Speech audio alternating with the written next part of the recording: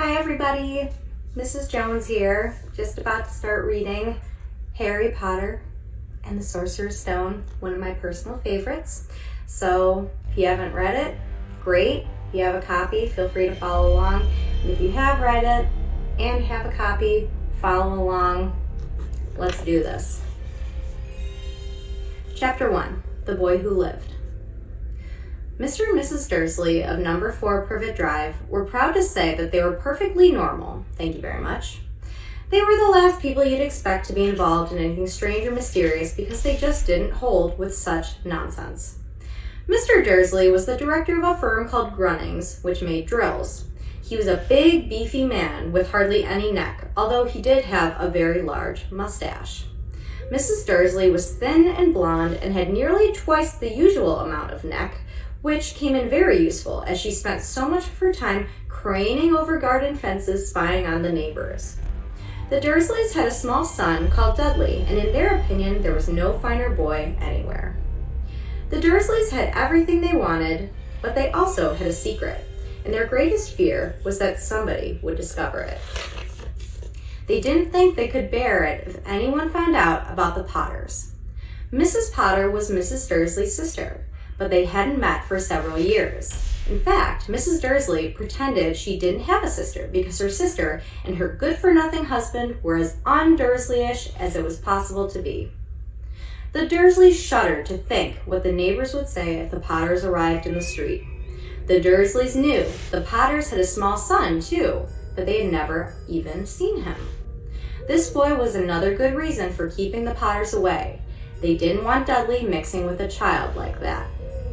When Mr. and Mrs. Dursley woke up on the dull, gray Tuesday our story starts, there was nothing about the cloudy sky outside to suggest that strange and mysterious things would soon be happening all over the country.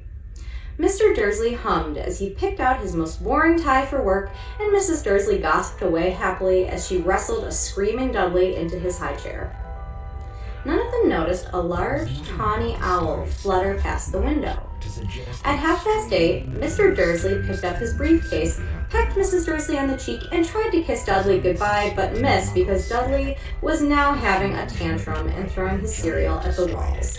"Little tyke," chortled Mr. Dursley as he left the house.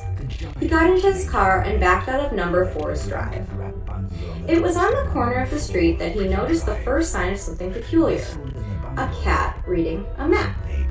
For a second, Mr. Dursley didn't realize what he had seen. Then he jerked his head around to look again. There was a tabby cat standing on the corner of Privet Drive, but there wasn't a map in sight. What could he have been thinking of? It must have been a trick of the light. Mr. Dursley blinked and stared at the cat. It stared back. As Mr. Dursley drove around the corner and up the road, he watched the cat in his mirror. It was now reading the sign that said Privet Drive. No, looking at the sign. Cats couldn't read maps or signs. Mr. Dursley gave himself a little shake and put the cat out of his mind. As he drove toward town, he thought of nothing except a large order of drills he was hoping to get that day. But on the edge of town, drills were driven out of his mind by something else. As he sat in the usual morning traffic jam, he couldn't help noticing that there seemed to be a lot of strangely dressed people about. People in cloaks. Mr. Dursley couldn't bear people who dressed in funny clothes, the get-ups you saw in young people. He supposed this was some stupid new fashion. He drummed his fingers on the steering wheel, and his eyes fell on the huddle of these weirdos standing quite close by. They were whispering excitedly together. Mr. Dursley was enraged to see that a couple of them weren't young at all. Why, the man had to be older than he was and wearing an emerald green cloak. The nerve of him!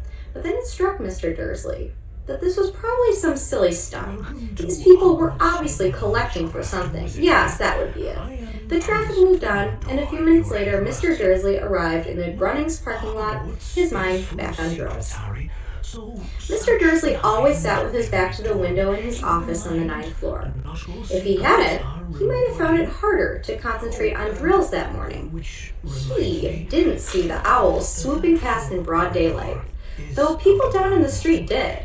They pointed and gazed open-mouthed as owl after owl sped overhead.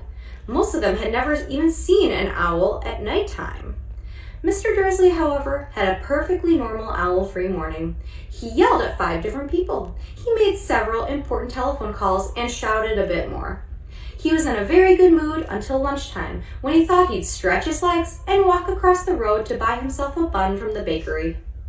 He'd forgotten all about the people in cloaks until he passed a group of them next to the baker's. He eyed them angrily as he passed. He didn't know why, but they made him uneasy. This bunch were whispering excitedly too, and he couldn't see a single collecting tin.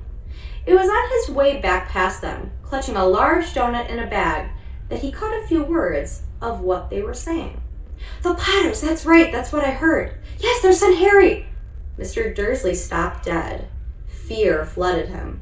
He looked back at the whisperers as if he wanted to say something to them, but thought better of it. He dashed back across the road, hurried up to his office, snapped at his secretary not to disturb him, seized his telephone, and had almost finished dialing his home number when he changed his mind. He put the receiver back down and stroked his mustache, thinking, no, he was being stupid. Potter wasn't such an unusual name. He was sure there weren't lots of people called Potter who had a son called Harry. Come to think of it, he wasn't even sure his nephew was called Harry. He'd never even seen the boy. It must have been Harvey or Harold.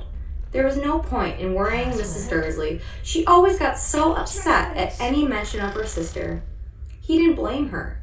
If he'd had a sister like that, but all the same, those people in cloaks.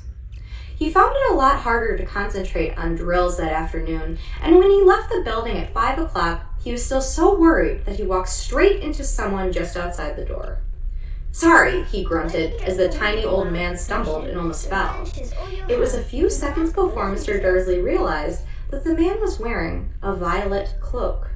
He didn't seem at all upset at being almost knocked to the ground. On the contrary, his face split into a wide smile, and he said in a squeaky voice that made passersby stare, "Don't be sorry, my dear sir, for nothing could upset me today.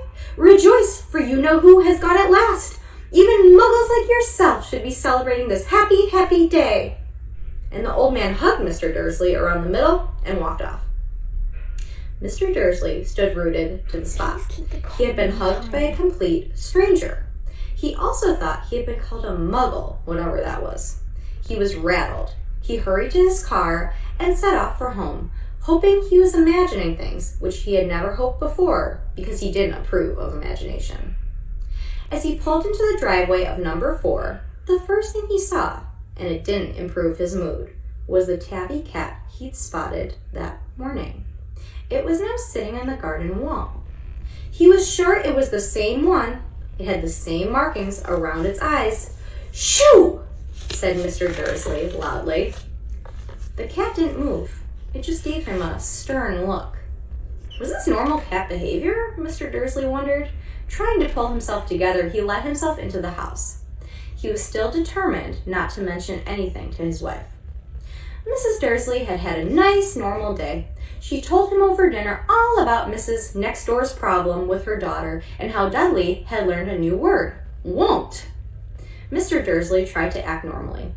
When Dudley had been put to bed, he went into the living room in time to catch the last report on the evening news.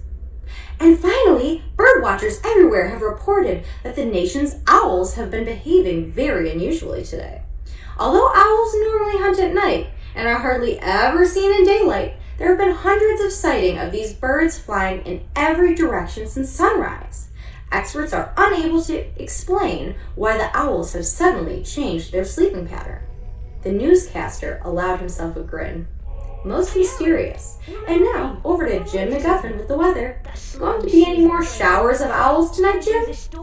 "Well, Ted," said the weatherman, "I don't know about that, but it's not only the owls that have been acting oddly today.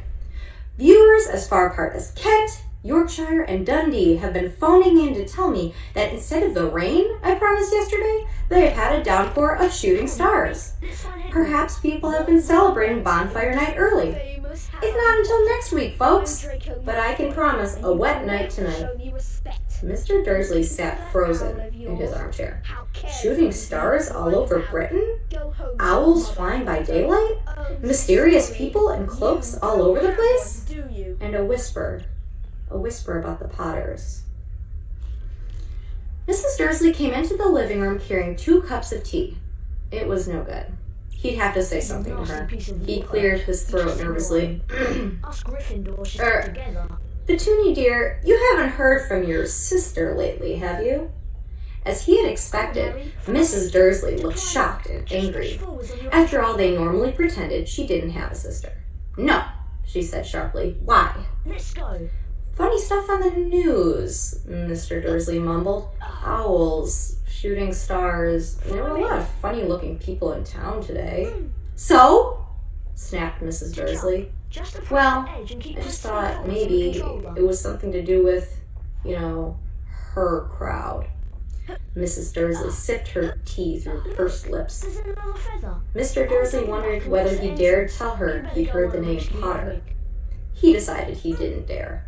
Instead, he said, as casual as he could, their son, he'd be about Dudley's age now, wouldn't he? I suppose so, said Mrs. Dursley stiffly. What's his name again? Howard, isn't it? Harry. Nasty common name, if you ask me. Oh, yes, said Mr. Dursley, his heart sinking horribly. Yes, I quite agree. He didn't say another word on the subject as they went upstairs to bed. While Mrs. Dursley was in the bathroom, Mr. Dursley crept to the bedroom window and peered down into the front garden. The cat was still there. It was staring down Privet Drive as though it were waiting for something. Was he imagining things? Could all this have anything to do with the Potters?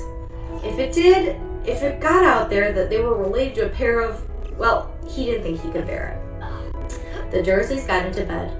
Mrs. Dursley fell asleep quickly, but Mr. Dursley lay awake, turning it all over in his mind.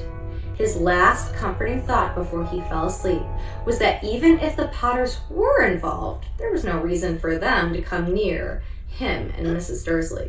The Potters knew very well what he and Petunia thought about them and their kind.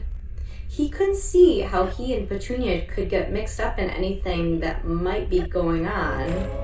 He yawned and turned over. It couldn't affect them. How very wrong he was. Mr. Dursley might have been drifting into an uneasy sleep, but the cat on the wall outside was showing no sign of sleepiness. It was sitting as still as a statue, its eyes fixed unblinkingly on the far corner of Privet Drive. It hadn't so much as quivered when a car door slammed on the next street, nor when 2 owls swooped overhead. In fact, it was nearly midnight before the cat moved at all. A man appeared on the corner the cat had been watching, appeared so suddenly and silently, you'd have thought he just popped out of the ground. The cat's tail twitched and its eyes narrowed. Nothing like this man had ever been seen on Privet Drive. He was tall, thin, and very old, judging by the silver of his hair and beard, which were both long enough to tuck into his belt. He was wearing long robes, a purple cloak that swept the ground, and high-heeled, buckled boots. His blue eyes were light, bright, and sparkling behind half-moon spectacles, and his nose was very long and crooked, as though it had been broken at least twice. This man's name was Albus Dumbledore.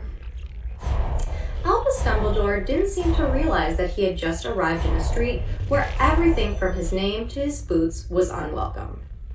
He was busy rummaging in his cloak, looking for something, but he did seem to realize he was being watched because he looked up suddenly at the cat, which was still staring at him from the other end of the street. For some reason, the sight of the cat seemed to amuse him. He chuckled and muttered, I should have known. He found what he was looking for in his inside pocket. It seemed to be a silver cigarette lighter. He flipped it open, held it up in the air, and clicked it. The nearest street lamp went out with a little pop. He clicked it again. The next lamp flickered into darkness. 12 times he clicked the put outer until the only lights left on the whole street were two tiny pinpricks in the distance, which were the eyes of the cat watching him. If anyone looked out of their window now, even beady-eyed Mrs. Dursley, they wouldn't be able to see anything that was happening down on the pavement. Dumbledore slipped the put-outer back inside his cloak and set off down the street toward number 4, where he sat down on the wall next to the cat. He didn't look at it, but after a moment, he spoke to it. "Fancy seeing you here, Professor McGonagall." He turned to smile at the tabby, but it had gone. Instead, he was smiling at a rather severe-looking woman who was wearing square glasses exactly the shape of the markings the cat had had around its eyes. She, too, was wearing a cloak, an emerald one. Her black hair was drawn into a tight bun. She looked distinctly ruffled. "How did you know it was me?" she asked. "My dear Professor, I've never seen a cat sit so stiffly." "You'd be stiff if you'd been sitting on a brick wall all day," said Professor McGonagall. "All day? When you could have been celebrating? I must have passed a dozen feasts and parties on my way here." Professor McGonagall sniffed angrily. "Oh yes, everyone's celebrating all right," she said impatiently. "You'd think they'd be a bit more careful, but no. Even the Muggles have noticed something's going on. It was on their news." She jerked her head back to the Dursleys' dark living room window. "I heard it. Flocks of owls, shooting stars. Well, they're not completely stupid. They were bound to notice something. Shooting stars down in Kent? I'll bet that was Daedalus Diggle. He never had much sense." "You can't blame them," said Dumbledore gently. "We've had precious little to celebrate for 11 years. "I know that," said Professor McGonagall irritably. "But that's no reason to lose our heads. People are being downright careless. Out on the streets in broad daylight, not even dressed in Muggle clothes, swapping rumors." She threw a sharp sideways glance at Dumbledore here, as though hoping he was going to tell her something. But he didn't, so she went on.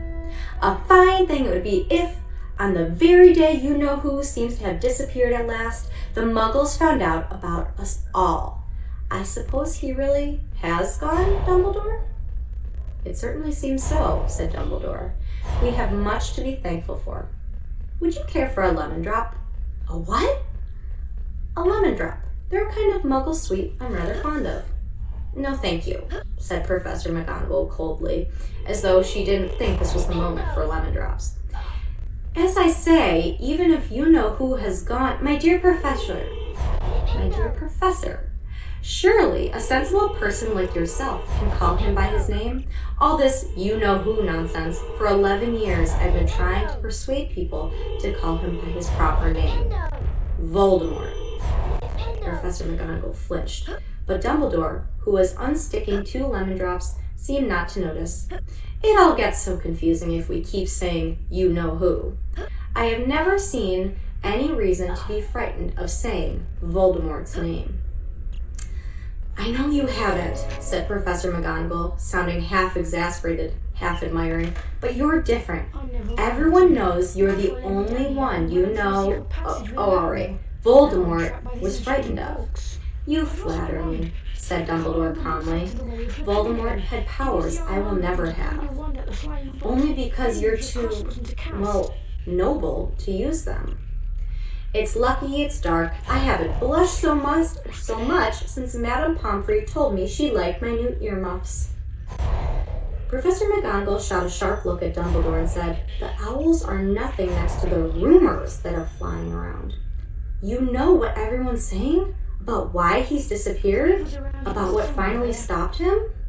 It seemed that Professor McGonagall had reached the point she was most anxious to discuss, the real reason she had been waiting on a cold, hard wall all day, for neither as a cat nor as a woman had she fixed Dumbledore with such a piercing stare as she did now.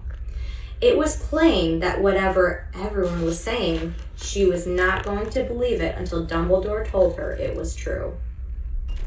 Dumbledore, however, was choosing another lemon drop and did not answer. "What they're saying," she pressed on, is that last night Voldemort turned up in Godric's Hollow.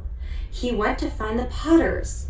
The rumor is that Lily and James Potter are that they're dead. Dumbledore bowed his head. Professor McGonagall gasped. Lily and James, I can't believe it. I didn't want to believe it. Oh, Albus. Dumbledore reached out and patted her on the shoulder. I know, he said heavily. Professor McGonagall's voice trembled as she went on. That's not all. They're saying he tried to kill the Potter's son Harry, but he couldn't. He couldn't kill that little boy. No one knows why or how, but they're saying that when he couldn't kill Harry, Voldemort's power somehow broke, and that's why he's gone. Dumbledore nodded glumly. It's true? Faltered Professor McGonagall. After all he's done, all the people he's killed, he couldn't kill a little boy? It's just astounding of all the things to stop him. But how in the name of heaven did Harry survive? We can only guess, said Dumbledore. We may never know. Professor McGonagall pulled out a lace handkerchief and dabbed at her eyes beneath her spectacles. Dumbledore gave a great sniff as he took a golden watch from his pocket and examined it. It was a very odd watch. It had 12 hands, but no numbers. Instead, little planets were moving around the edge. It must have made sense to Dumbledore, though, because he put it back in his pocket and said, Hagrid's late. I suppose it was he who told you I'd be here, by the way? Yes, said Professor McGonagall, and I don't suppose you're going to tell me why you're here, of all places? Wow! I've come to bring Harry to his aunt and uncle. They're the only family he has left now. You don't mean... You can't mean the people who live here, cried Professor McGonagall, jumping to her feet and pointing at number 4. Dumbledore, you can't. I've been watching them all day. You couldn't find 2 people who are less like us, and they've got this son. I saw him kicking his mother all the way up the street, screaming for sweets. Harry Potter come and live here? It's the best place for him, said Dumbledore firmly. His aunt and uncle will be able to explain everything to him when he's older. I've written them a letter. A letter? Repeated Professor McGonagall faintly, sitting back down on the wall. Really, Dumbledore? You think you can explain all this in a letter? These people will never understand him. He'll be famous, a legend. I wouldn't be surprised if today was known as Harry Potter Day in the future. There will be books written about Harry. Every child in our world will know his name. Exactly, said Dumbledore, looking very seriously over the top of his half-moon glasses. It would be enough to turn any boy's head. Famous before he can walk and talk. Famous for something he won't even remember. Can't you see how much better off he'll be growing up away from all that until he's ready to take it? Professor McGonagall opened her mouth, changed her mind, swallowed, and then said, yes, you're right, of course. But how is the boy getting here, Dumbledore? She eyed his cloak suddenly, as though she thought he might be hiding Harry underneath it. Hagrid's bringing him. You think it's wise to trust Hagrid with something as important as this? I would trust Hagrid with my life, said Dumbledore. I'm not saying his heart isn't in the right place, said Professor McGonagall grudgingly, but you can't pretend he's not careless. He does tend to... What was that? A low rumbling sound had broken the silence around them. It grew steadily louder as they looked up and down the street for some sign of a headlight. It swelled to a roar as they both looked up to the sky, and a huge motorcycle fell out of the air and landed on the road in front of them. If the motorcycle was huge, it was nothing to the man sitting astride it. He was almost twice as tall as a normal man, and at least 5 times as wide. He looked simply too big to be allowed, and so wild. Long tangles of bushy black hair and beard hid most of his face. He had hands the size of trash cans, and his feet in their leather boots were like baby dolphins. In his vast muscular arms, he was holding a bundle of blankets. Hagrid, said Dumbledore, sounding relieved, at last. And where did you get that motorcycle? Borrowed it, Professor Dumbledore, sir. said the giant, climbing carefully off the motorcycle as he spoke. Young Sirius Black lent it to me. I've got him, sir. No problems were there? No, sir. House was almost destroyed, but I got him out all right before the muggles started swarming around. He fell asleep as he was flying over Bristol. Dumbledore and Professor McGonagall bent forward over the bundle of blankets. Inside, just visible, was a baby boy, fast asleep. Under a tuft of jet black hair over his forehead, they could see a curiously shaped cut like a bolt of lightning. Is that where? Whispered Professor McGonagall. Yes, said Dumbledore. He'll have that scar forever. Couldn't you do something about it, Dumbledore? Even if I could, I wouldn't. Scars can come in handy. I have one myself above my left knee that is a perfect map of the London Underground. Well, give him here, Hagrid. We'd better get this over with. Hi, Harry. Dumbledore took Harry in his arms and turned toward the Dursleys' house. Could I say goodbye to him, sir? Asked Hagrid. He bent his great, shaggy head over Harry and gave him what must have been a very scratchy, whiskery kiss. Then, suddenly, Hagrid let out a howl like a wounded dog. Shh! Hissed Professor McGonagall. You'll wake the muggles!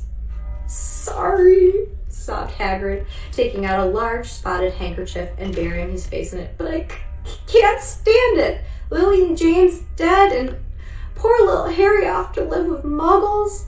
Yes, it's all very sad, but get a grip on yourself, Hagrid, or we'll be found, Professor McGonagall whispered, patting Hagrid gingerly on the arm as Dumbledore stepped over the low garden wall and walked to the front door. He laid Harry gently on the doorstep, took a letter out of his cloak, tucked it inside Harry's blankets, and then came back to the other two. For a full minute, the three of them stood and looked at the little bundle. Hagrid's shoulders shook. Professor McGonagall blinked furiously, and the twinkling lights that usually shone from Dumbledore's eyes seemed to have gone out. Well, said Dumbledore finally, that's that. We've no business staying here. We may as well go and join the celebrations. Yeah, said Hagrid in a very muffled voice. I'll be taking Sirius's bike back. Good night, Professor McGonagall. Professor Dumbledore, sir. Wiping his streaming eyes on his jacket sleeve, Hagrid swung himself onto the motorcycle and kicked the engine into life. With a roar, it rose into the air and off into the night. I shall see you soon, I expect, Professor McGonagall, said Dumbledore, nodding to her. Professor McGonagall blew her nose in reply. Dumbledore turned and walked back down the street. On the corner, he stopped and took out the silver put-outer. He clicked it once, and 12 balls of light sped back to the street lamp so that Privet Drive glowed suddenly orange, and he could make out a tabby cat slinking around the corner at the other end of the street. He could just see the bundle of blankets on the step of number 4. Good luck, Harry, he murmured.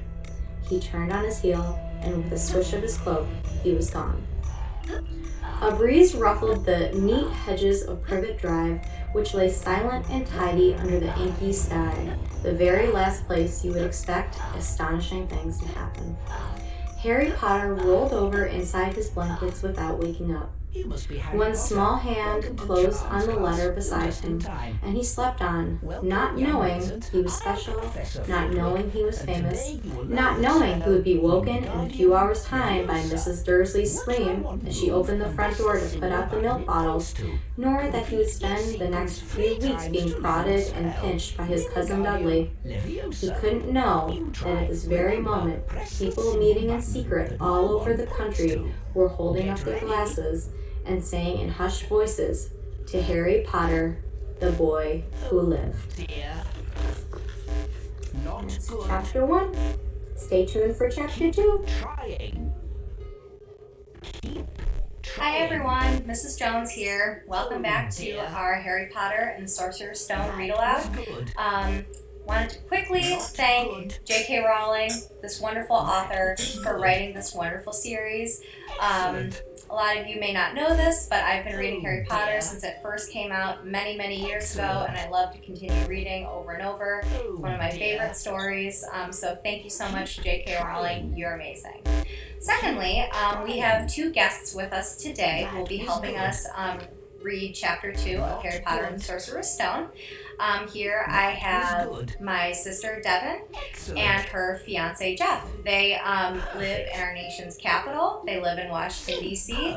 Devin, my sister, will be doing the voice of Aunt Petunia, Harry's not so wonderful aunt, and Jeff, her fiance, my future brother-in-law, will be doing the voice of Uncle Vernon, the kind of aggressive uncle.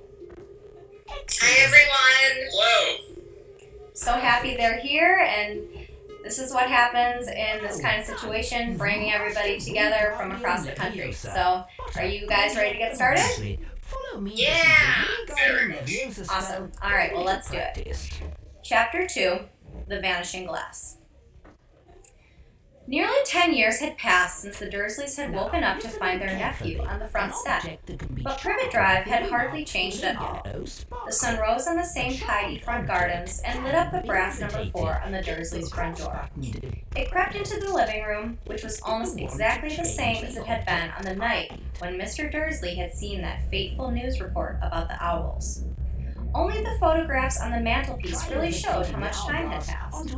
10 years ago, there had been lots of pictures of what looked like a large pink beach ball, wearing different colored bonnets, but Dudley Dursley was no longer a baby, and now the photographs showed a large blonde boy riding his first bicycle, on a carousel at the fair, playing a computer game with his father, being hugged and kissed by his mother.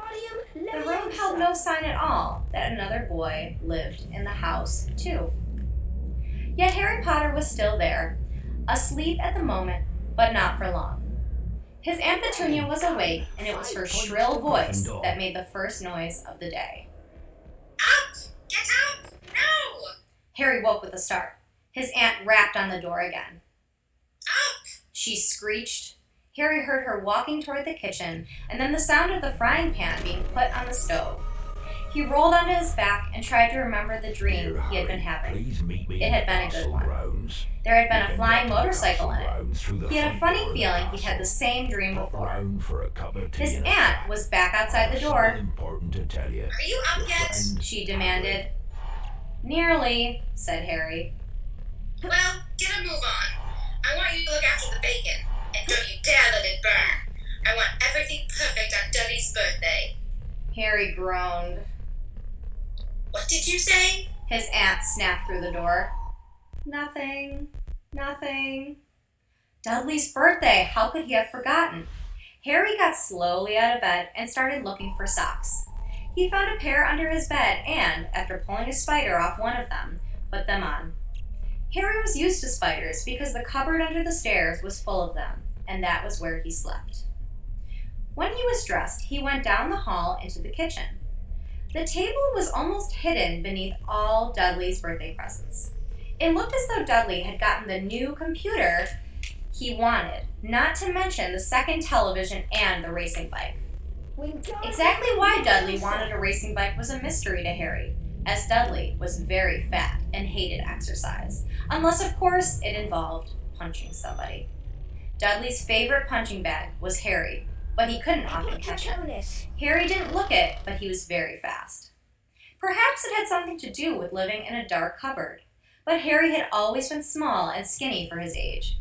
He looked even smaller and skinnier than he really was, because all he had to wear were old clothes of Dudley's, and Dudley was about 4 times bigger than he was. Harry had a thin face, knobbly knees, black hair, and bright green eyes.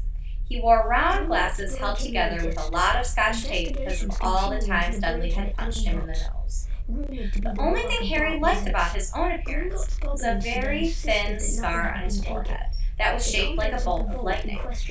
He had had it as long as he could remember, and the first question he could ever remember asking his Aunt Petunia was how he had gotten it. In the car crash when your parents died. She had said. Give us the And beans, don't ask and we'll tell you questions. the password to the Don't portrait of the ask old posh baron. questions. George That and was the I have first left rule something for a behind the quiet portrait life that you with the might find Dursleys. very handy. Uncle Vernon entered the kitchen as Harry was turning over the Every bacon. flavour beans. They're Comb your English hair. flavour. He barked by way of a morning greeting. About once a week, Uncle Vernon looked over the top of his newspaper and shouted that Harry needed a haircut. Harry must have had more haircuts than the rest of the boys in his class put together, but it made no difference. His hair simply grew that way, all over the place. Harry was frying eggs by the time Dudley arrived in the kitchen with his mother. Dudley looked a lot like Uncle Vernon. He had a large pink face, not much neck, small, watery blue eyes, and thick blonde hair that lay smoothly on his thick, fat head. Aunt Petunia often said that Dudley looked like a baby angel. Harry often said that Dudley looked like a pig in a wig. Harry put the plates of egg and bacon on the table, which was difficult as there wasn't much room. Dudley, meanwhile, was counting his presents. His face fell. 36, he said, looking up at his mother and father. That's 2 less than last year. Darling, you haven't counted Aunt Marge's present. See? It's under this big one from Mummy and Daddy. All right, 37 then, said Dudley, going red in the face. Harry, who could see a huge Dudley tantrum coming on, began wolfing down his bacon as fast as possible in case Dudley turned the table over. Aunt Petunia obviously scented danger too, because she said quickly, And we'll buy you 2 new presents while we're out today.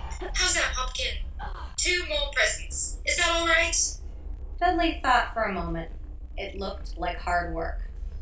Finally, he said slowly, So I'll have 30, I think Peeves has been 30, 39, sweetums. said Aunt Petunia. Oh. Dudley sat down heavily and grabbed the nearest parcel. All right, then. Uncle Vernon chuckled. Little tyke wants his money's worth, just like his father. Attaboy, Dudley. He ruffled Dudley's hair. At that moment, the telephone rang and Aunt Petunia went to answer it while Harry and Uncle Vernon watched Dudley unwrap the racing bike, a video camera, a remote control airplane, 16 new computer games, and a VCR. He was ripping the paper off a gold wristwatch when Aunt Petunia came back from the telephone, looking both angry and worried. Bad news, Vernon. She said. Mrs. Fig's broken her leg and she can't take him. She jerked her head in Harry's direction. Dudley's mouth fell open in horror, but Harry's heart gave a leap. Every year on Dudley's birthday, his parents took him and a friend out for the day to adventure parks, hamburger restaurants, or the movies. Every year, Harry was left behind with Mrs. Fig, a mad old lady who lived 2 streets away.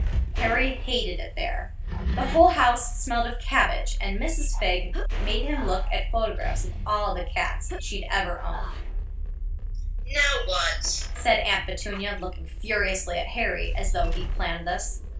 Harry knew he ought to feel sorry that Mrs. Fig had broken her leg, but it wasn't easy when he reminded himself it would be a whole year before he had to look at Tibbles, Snowy, Mr. Paws, and Tufty again. We could phone Marge. Uncle Vernon suggested. Don't be silly, Vernon. She hates the boy. The Dursleys often spoke about Harry like this, as though he wasn't there, or rather, as though he was something very nasty that couldn't understand them, like a slug. What about, what's her name? Your friend, Yvonne. On vacation in Mallorca. Snapped Aunt Petunia. You could just leave me here, Harry put in hopefully. He'd be able to watch what he wanted on television for a change, and maybe even have a go on Dudley's computer. Aunt Petunia looked as though she just swallowed a lemon. And come back to find the house in ruins? She snarled. I won't blow up the house, said Harry, but they weren't listening.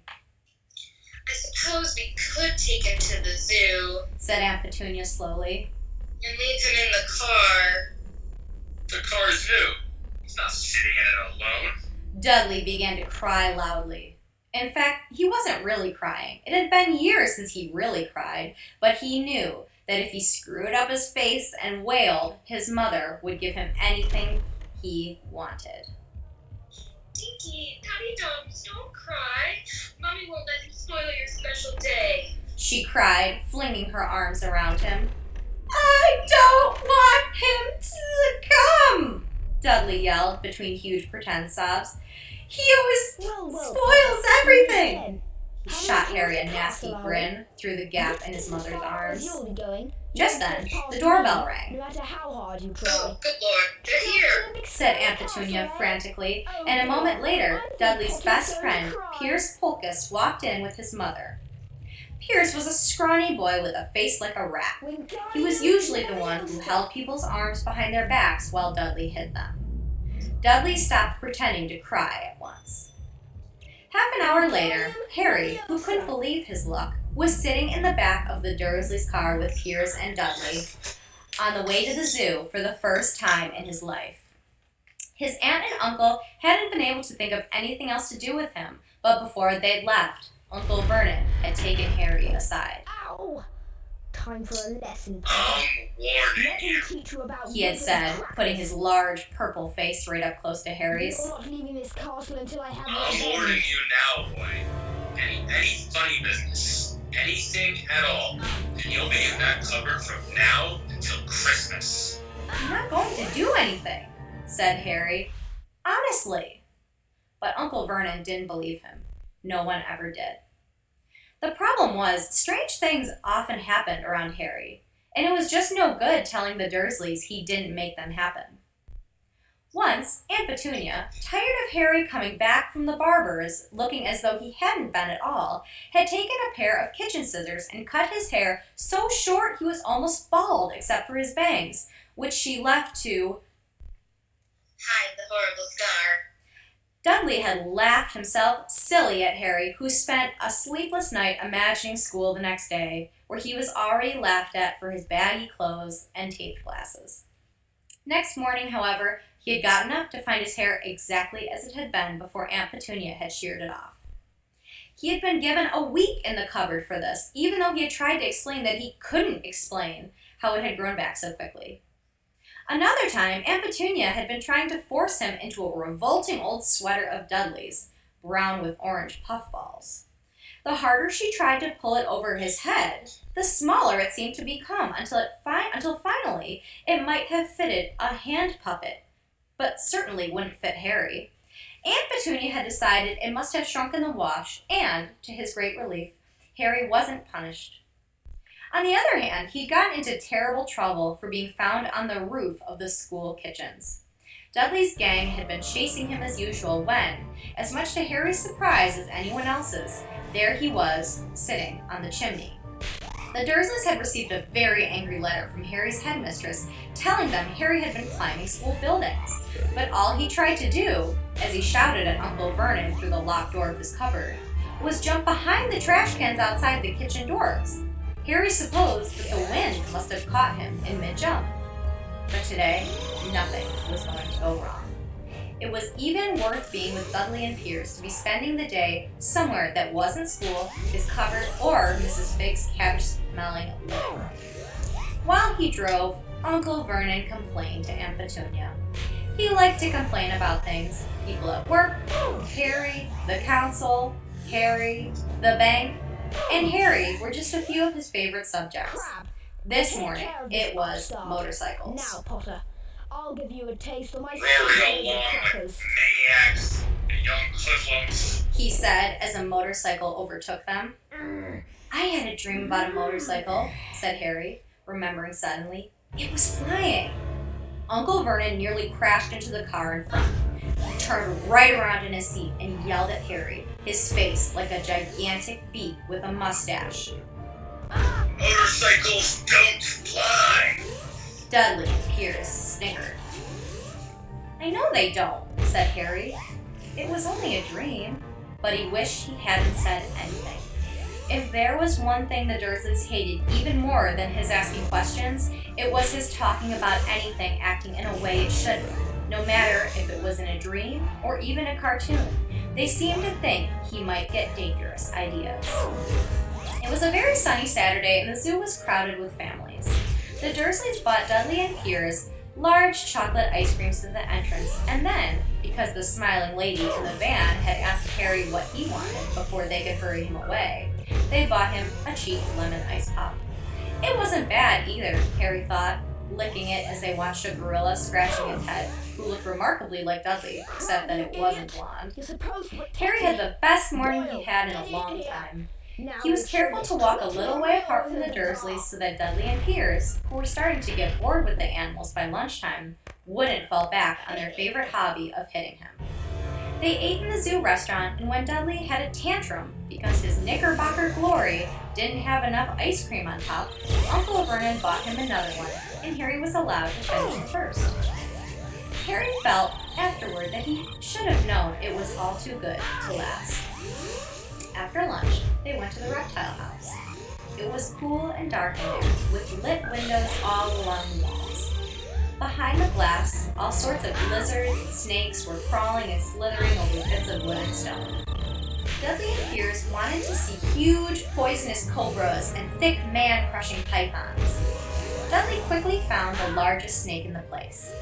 It could have wrapped its body twice around Uncle Vernon's car and crushed it into a trash can, but at the moment, it didn't look in the mood. In fact, it was fast asleep.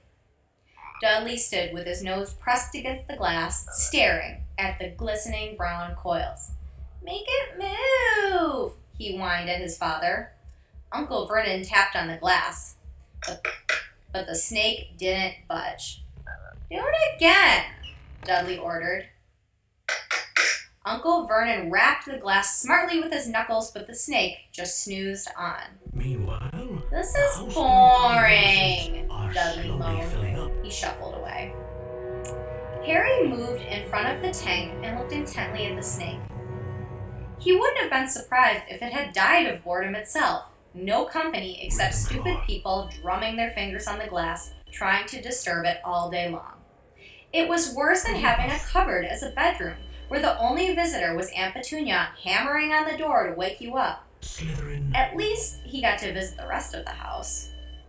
The snake suddenly opened its beady eyes. Slowly, very slowly, it raised its head until its eyes were on level with Harry's. It winked. Harry stared. Then he looked quickly around to see if anyone was watching. They weren't.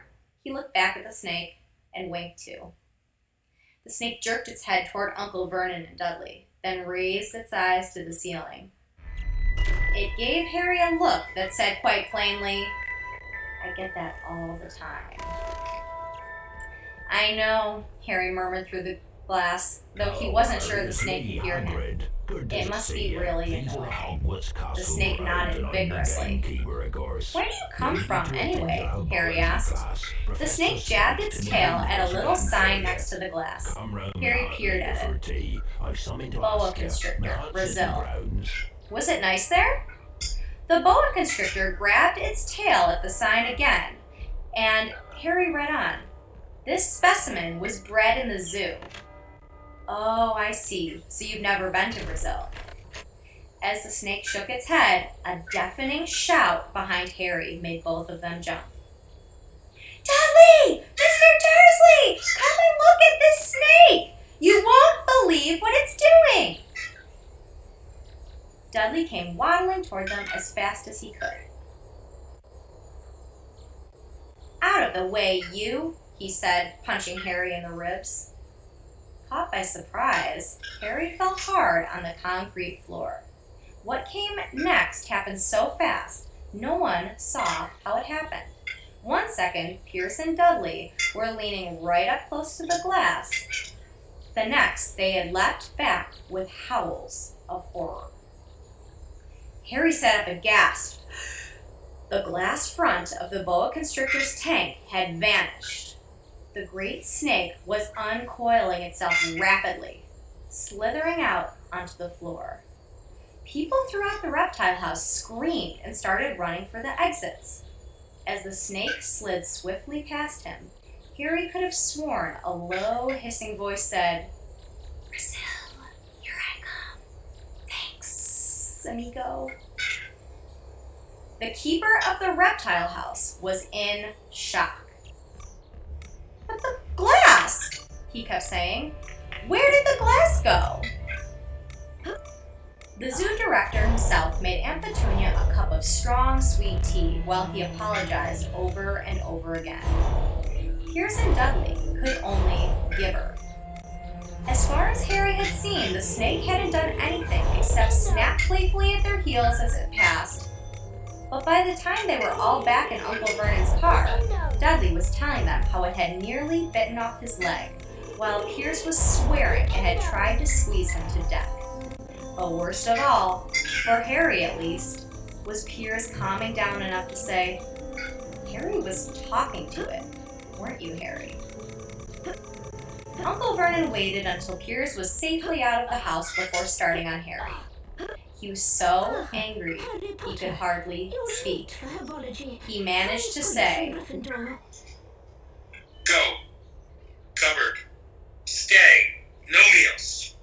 before he collapsed into a chair, and Aunt Petunia had to run and get him a large brandy. Harry lay in his dark cupboard much later, wishing he had a watch. He didn't know what time it was, and he couldn't be sure the Dursleys were asleep yet. Until they were, he couldn't risk sneaking to the kitchen for some food. He lived with the Dursleys almost 10 years. 10 miserable years. As long as he could remember, ever since he'd been a baby and his parents had died in that car crash. He couldn't remember being in the car when his parents had died. Sometimes, when he strained his memory during long hours in the cupboard, he came up with a strange vision. A blinding flash of green light and a burning pain on his forehead. This, he supposed, was the crash, though he couldn't imagine where all the green light came from. He couldn't remember his parents at all. His aunt and uncle never spoke about them, and of course he was forbidden to ask questions. There were no photographs of them in the house. When he had been younger, Harry had dreamed and dreamed of some unknown relation coming to take him away, but it had never happened. The Dursleys were his only family. Yet sometimes he thought, or maybe hoped, that strangers in the street seemed to know him. Very strange strangers they were, too. A tiny man in a violet top hat had bowed to him once while out shopping with Aunt Petunia and Dudley. After asking Harry furiously if he knew the man, Aunt Petunia had rushed them out of the shop without buying anything. A wild-looking old woman dressed all in green had waved merrily at him once on a bus. A bald man in a very long purple coat had actually shaken his hand in the street the other day and then walked away without a word. The weirdest thing about all these people was the way they seemed to vanish the second Harry tried to get a closer look. At school, Harry had no one. Everybody knew that Dudley's gang hated that odd Harry Potter in his baggy old clothes and broken glasses, and nobody liked to disagree with Dudley's gang. Well done. That is the end of Chapter 2. I'd like to thank Devin and Jeff so much for helping me read that aloud. Thanks, guys. Thank you. Hope everyone enjoys. Happy to help. See you all tomorrow for next installment, Chapter 3. Thanks for watching. Hope you're all having a great day and staying healthy. Hi everybody, Mrs. Jones here. We are about to start reading Chapter 3 of Harry Potter and the Sorcerer's Stone by J.K. Rowling. This Chapter 3 is called The Letters from No One. Today we are having another guest, a different guest this time. My brother, Alec, will be joining us from Austin, Texas. Hi everybody. Super excited for Alec to be here. I'm doing this over the phone. He'll be playing the voice of Dudley, Harry's annoying and very spoiled cousin. So, you ready to get started, Alec? Yeah, let's do it. All right. Chapter 3. The Letters from No One. The escape of the Brazilian boa constrictor earned Harry his longest ever punishment. By the time he was allowed out of his cupboard again, the summer holidays had started, and Dudley had already broken his new video camera, crashed his remote control airplane, and, first time out on his racing bike, knocked down old Mrs. Fig as she crossed Privet Drive on her crutches. Harry was glad school was over, but there was no escaping Dudley's gang, who visited the house every single day. Piers, Dennis, Malcolm, and Gordon were all big and stupid, but as Dudley was the biggest and stupidest of the lot, he was the leader. The rest of them were all quite happy to join in Dudley's favorite sport, Harry hunting. This was why Harry spent as much time as possible out of the house, wandering around and thinking about the end of the holidays, where he could see a tiny ray of hope. When September came, he would be going off to secondary school, and, for the first time in his life, he wouldn't be with Dudley. Dudley had been accepted at Uncle Vernon's old private school, Schmelting's.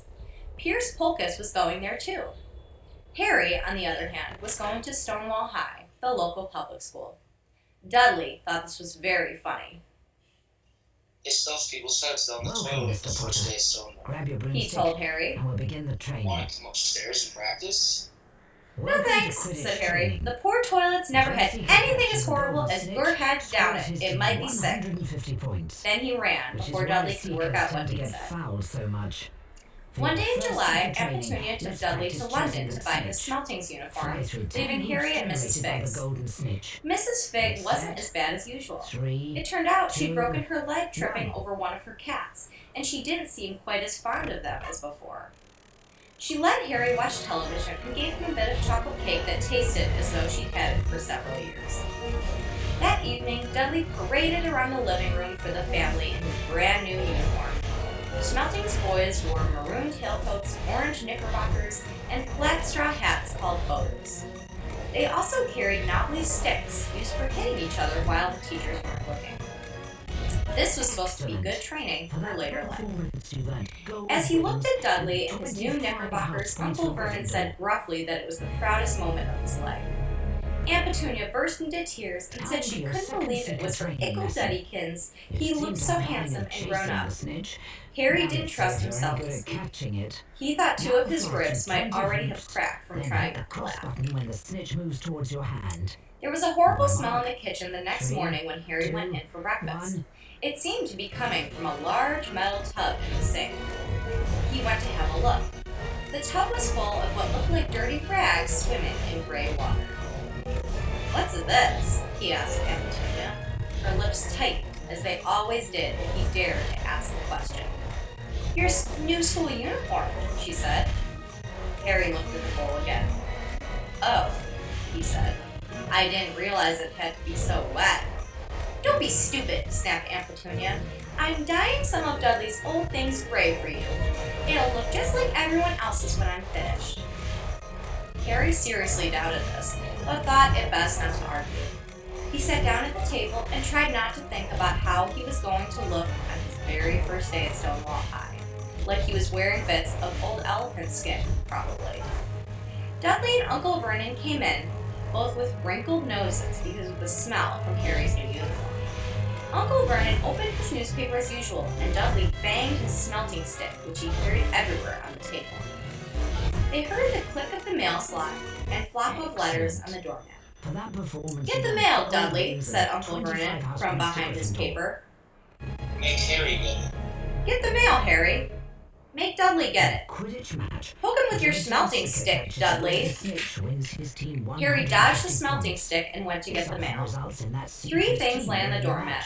A postcard from Uncle Vernon's sister Marge, who was vacationing on the Isle of Wight, a brown envelope that looked like a bill, and a letter for Harry. 3, 2, Harry picked it up 1. and stared at it, his heart twanging like a giant elastic band. No one ever in his whole life had written to him. Who would? He had no friends, no other relatives. He didn't belong to the library, so he'd never even gotten rude notes asking for books back. Yet, here it was, a letter, addressed so plainly there could be no mistake. Mr. H. Potter, The Cupboard Under the Stairs, 4 Privet Drive, Little Whinging, Surrey. The envelope was thick and heavy, made of yellowish parchment, and the address was written in emerald green ink. There was no stamp. Turning the envelope over, his hands trembling, Harry saw a purple wax seal bearing a coat of arms, a lion, an eagle, a badger, and a snake surrounding a large letter H. "Hurry up, boy!" shouted Uncle Vernon from the kitchen.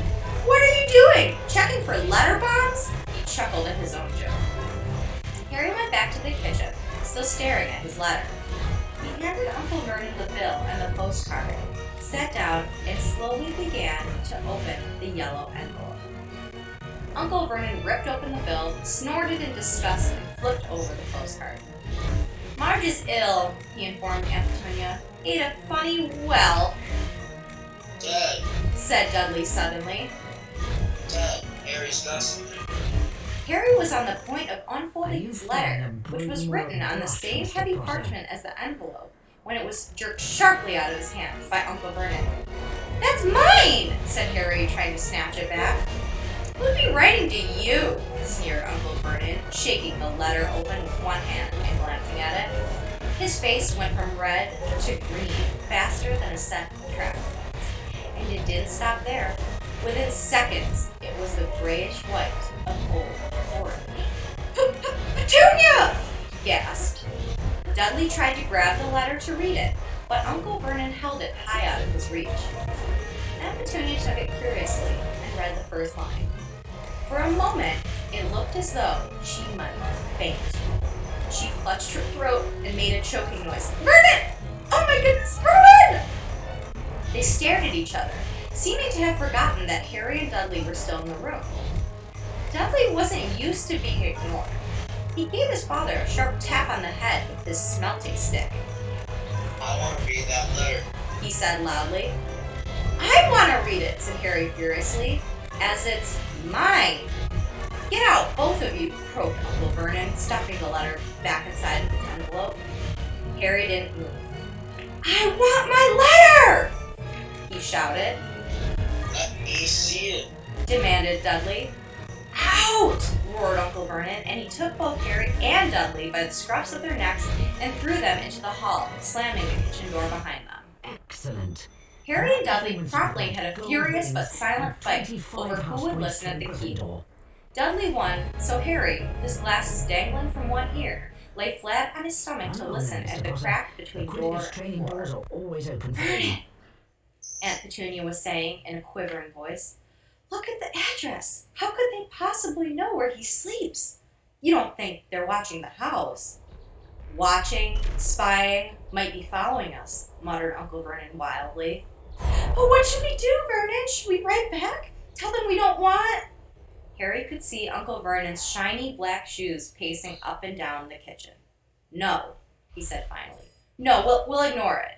If they don't get an answer, yes, that's best. We won't do anything. But I'm not having one in the house, Petunia. Didn't we swear when we took him in we'd stamp out all that dangerous nonsense?" That evening, when he got back from work, Uncle Vernon did something he'd never done before. He visited Harry in his cupboard. "Where's my letter?" said Harry, the moment Uncle Vernon had squeezed through the door. "Who's writing to me?" Want the password for the portrait, "No one. Harry? It was addressed to you by Screw mistake," every said Uncle flavour Vernon business. shortly. But "I watch burned it." yourself. "It was There's not some a mistake," said running Harry around angrily. out there. "It had my cupboard on it." "Silence!" Screw every yelled flavour Uncle business. Vernon, and a couple of spiders fell from the ceiling. He took a few deep breaths and then forced his face into a smile, which looked quite painful.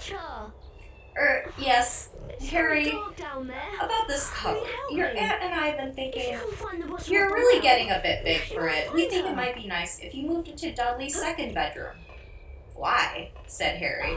"Don't ask questions," snapped his uncle. "Take this stuff upstairs now." The Dursleys' house had 4 bedrooms, one for Uncle Vernon and Aunt Petunia, one for visitors, usually Uncle Vernon's sister, Marge, one where Dudley slept, and one where Dudley kept all the toys and things that wouldn't fit into his first bedroom. It only took Harry one trip upstairs to move everything he owned from the cupboard to his room.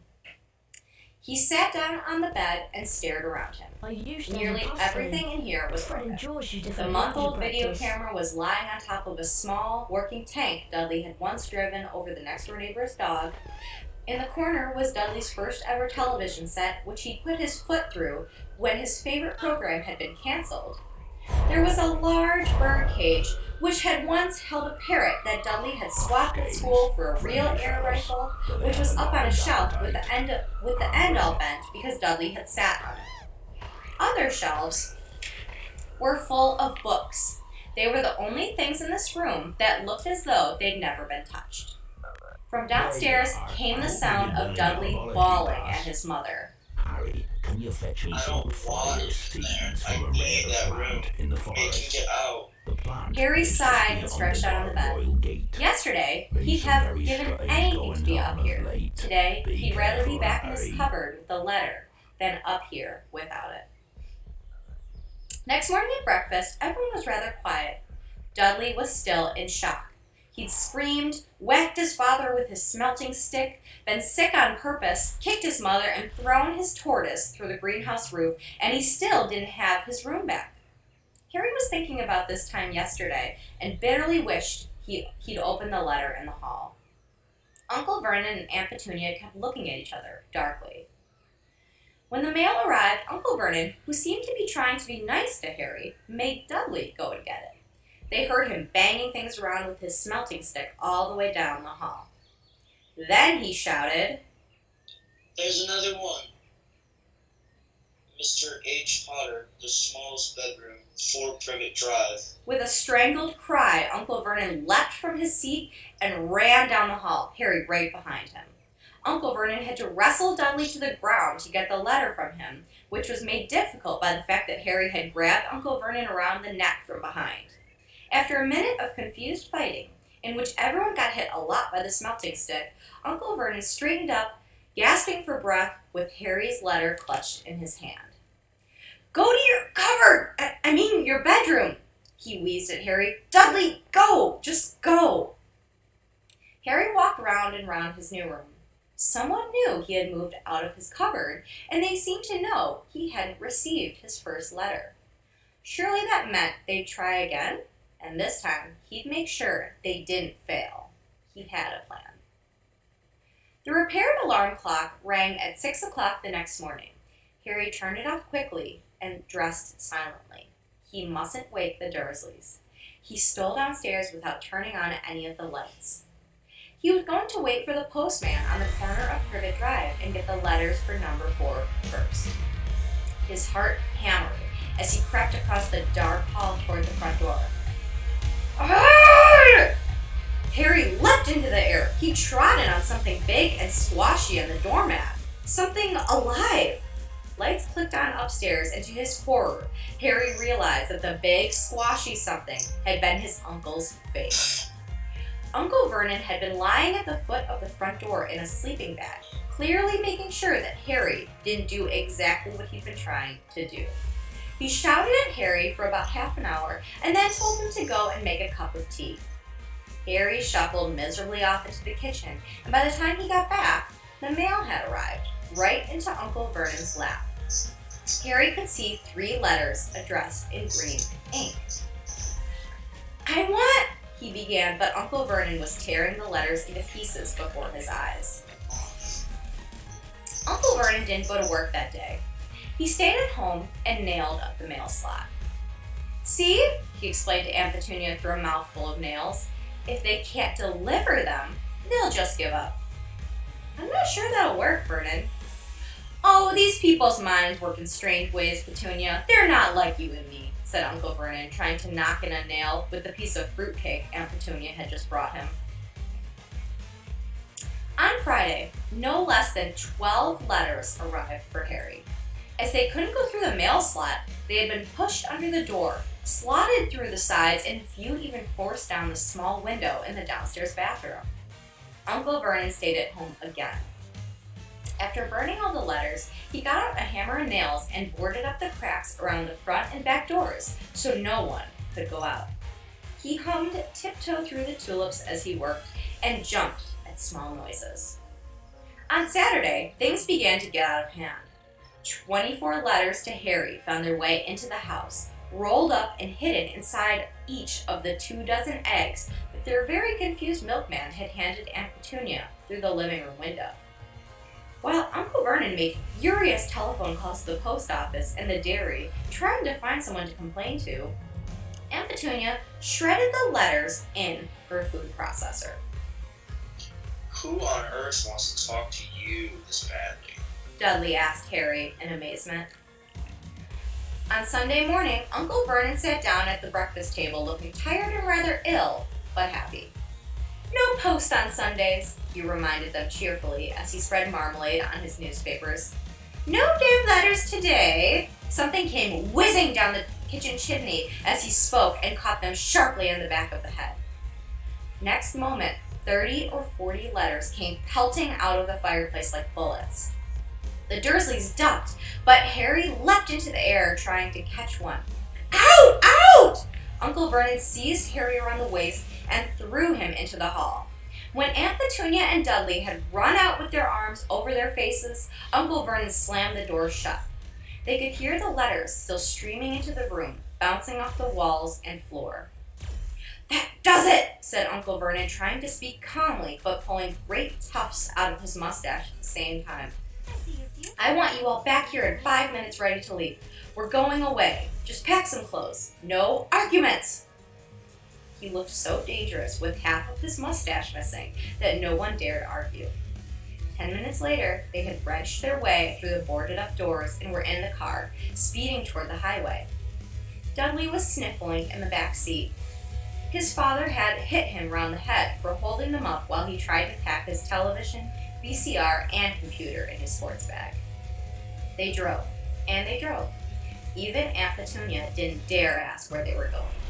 Every now and then, Uncle Vernon would take a sharp turn and drive in the opposite direction for a while.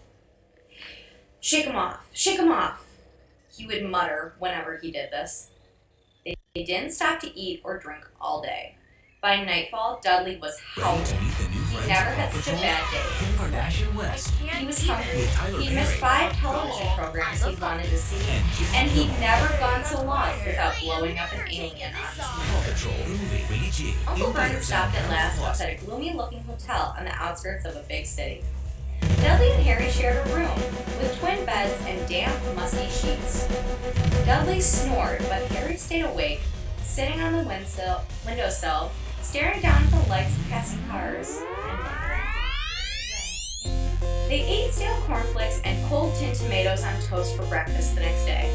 They had just finished when the owner of the hotel came over to their table. Excuse me, but is one of you Mr. H. Potter? Only I got about 100 of these at the front desk. She held up a letter so they could read the green ink address. Mr. H. Potter, room 17, Real View Hotel, Hopeworth.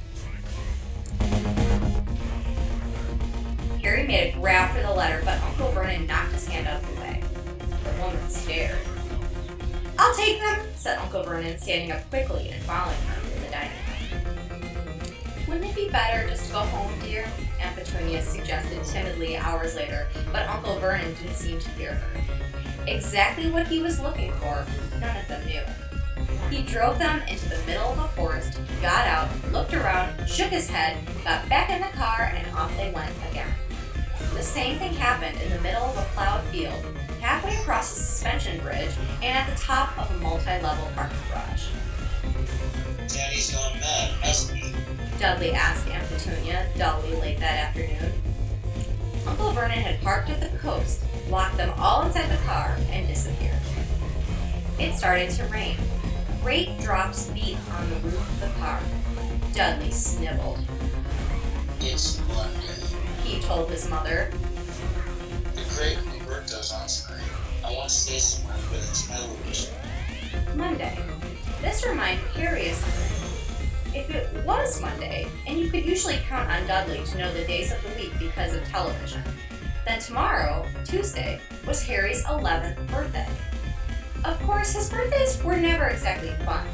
Last year, the Dursleys had given him a coat hanger and a pair of Uncle Vernon's old socks. Still, you weren't 11 every day. Uncle Vernon was back, and he was smiling. He was also carrying a long, thin package and didn't answer Aunt Petunia when she asked what he bought. Found the perfect place, he said. Come on, everyone out. It was very cold outside the car. Uncle Vernon was pointing at what looked like a large rock way out at sea. Perched on top of the rock was the most miserable little shack you could imagine. One thing was certain, there was no television in there.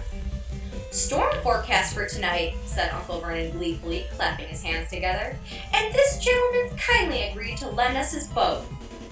A toothless old man came ambling up to them, pointing with a rather wicked grin at an old rowboat bobbing in the iron-gray water below them. "I've already got us some rations," said Uncle Vernon, "so all aboard!" It was freezing in the boat. Icy sea spray and rain crept down their necks, and a chilly wind whipped their faces. After what seemed like hours, they reached the rock, where Uncle Vernon, slipping and sliding, led the way to the broken-down house. The inside was horrible. It smelled strongly of seaweed, the wind whistled through the gaps in the wooden walls, and the fireplace was damp and empty. There were only 2 rooms. Uncle Vernon's rations turned out to be a bag of chips each and 4 bananas. He tried to start a fire, but the empty chip bags just smoked and shriveled up. "Could do with some of those letters now, eh?" he said cheerfully. He was in a very good mood. Obviously, he thought nobody stood a chance of reaching them here in a storm to deliver mail. Harry privately agreed, though the thought didn't cheer him up at all. As night fell, the promised storm blew up around them. Spray from the high waves splattered the walls of the hut, and a fierce wind rattled the filthy windows. Aunt Petunia found a few moldy blankets in the second room and made up a bed for Dudley on the moth-eaten sofa. She and Uncle Vernon went off to the lumpy bed next door, and Harry was left to find the softest bit of floor he could and to curl up under the thinnest, most ragged blanket. The storm raged more and more ferociously as the night went on. Harry couldn't sleep. He shivered and turned over, trying to get comfortable, his stomach rumbling with hunger. Dudley's snores were drowned by the low rolls of thunder that started near midnight. The lighted dial of Dudley's watch, which was dangling over the edge of the sofa on his fat wrist, told Harry he'd be 11 in 10 minutes' time. He lay and watched his birthday tick nearer, wondering if the Dursleys would remember at all, wondering where the letter writer was now. 5 minutes to go. Harry heard something creak outside. He hoped the roof wasn't going to fall in, although he might be warmer if it did. 4 minutes to go. Maybe the house in Privet Drive would be so full of letters when they got back that he'd be able to steal one somehow. 3 minutes to go. Was that the sea slapping hard on the rock like that? And 2 minutes to go. What was that funny crunching noise? Was the rock crumbling into the sea? 1 minute to go, and he'd be 11. 30 seconds. 20. 10. 9. Maybe he'd wake Dudley up just to annoy him. 3, 2, 1. Boom! The whole shack shivered, and Harry sat bolt upright, staring at the door.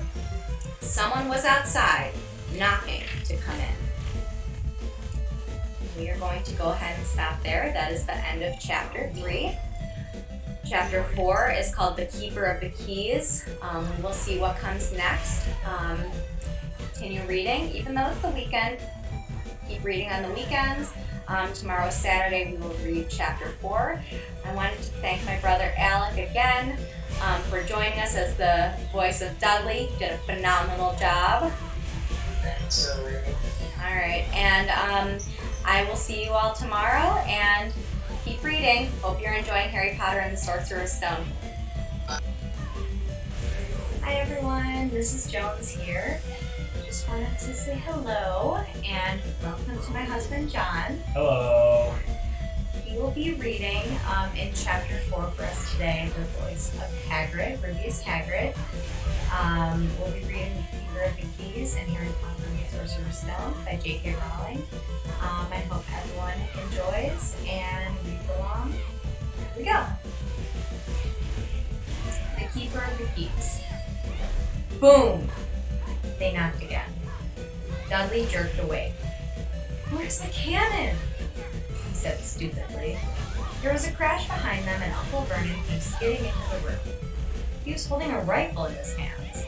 Now they knew what had been in the long, thin package he had brought with them. "Who's there?" he shouted. "I warn you, I'm armed." There was a pause. Then, smash! The door was hit with such a force that it swung clean off its hinges and with a deafening crash, landing flat on the floor.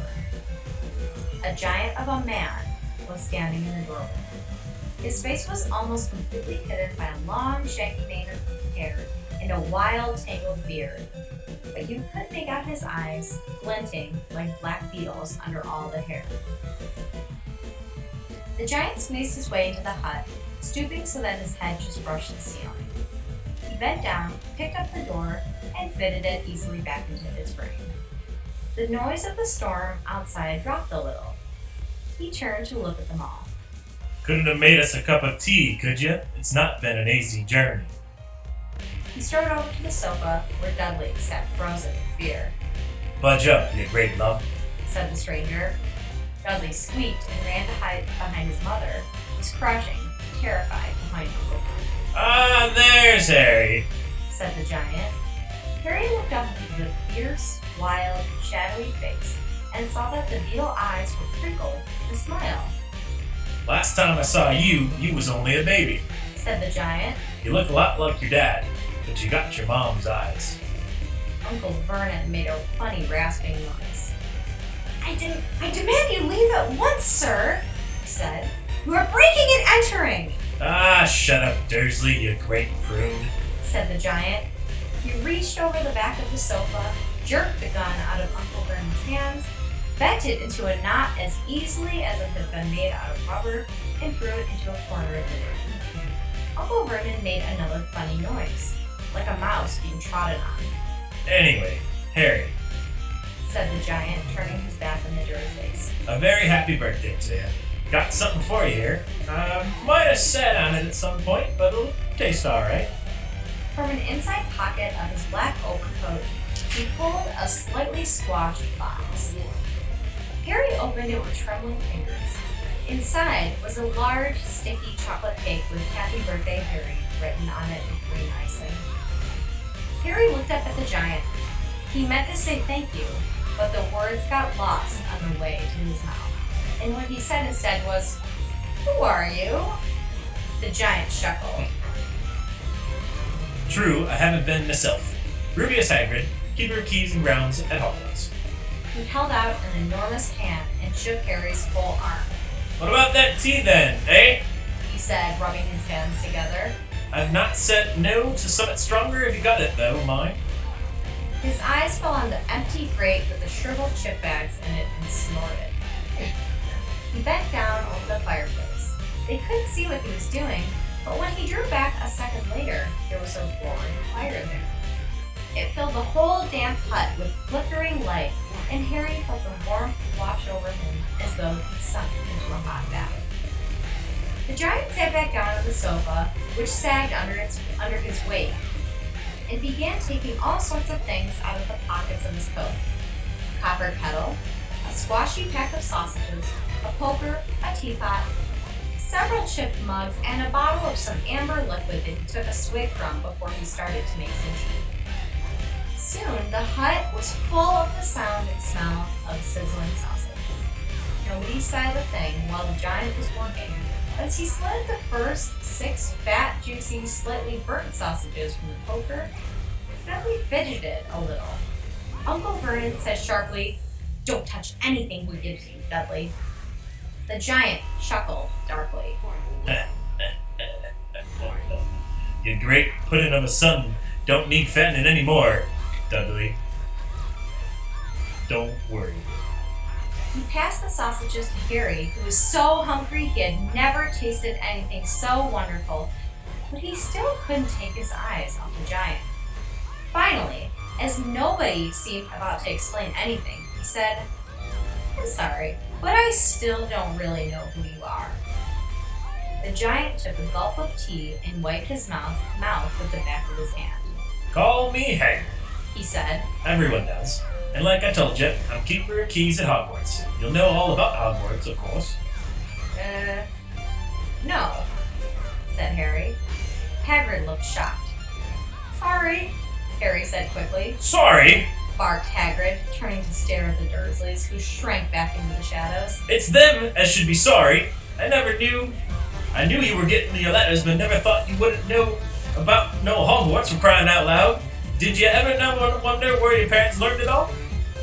Oh, what? Asked Harry. Oh, what? Hagrid thundered. Now wait just 1 second. He had leapt in to speak. In his anger, he seemed to fill the whole hut. The Dursleys were cowering against the wall. Do you mean to tell me He growled at the Dursleys. that this boy knows nothing about anything? Harry thought this was going a bit far. He'd been to school, after all, and his marks weren't bad. I know some things, he said. I can, do math and stuff. But Hagrid simply waved his hand and said, About our world, I mean. Your world, my world, your parents' world. What world? Hagrid looked as if he was about to explode. Dursley! He boomed. Uncle Vernon, who had gone very pale, whispered something that sounded like Nimblewimble. Hagrid stared wildly at Harry. But you must know about your mom and dad. He said, I mean, they're famous. You're famous. What?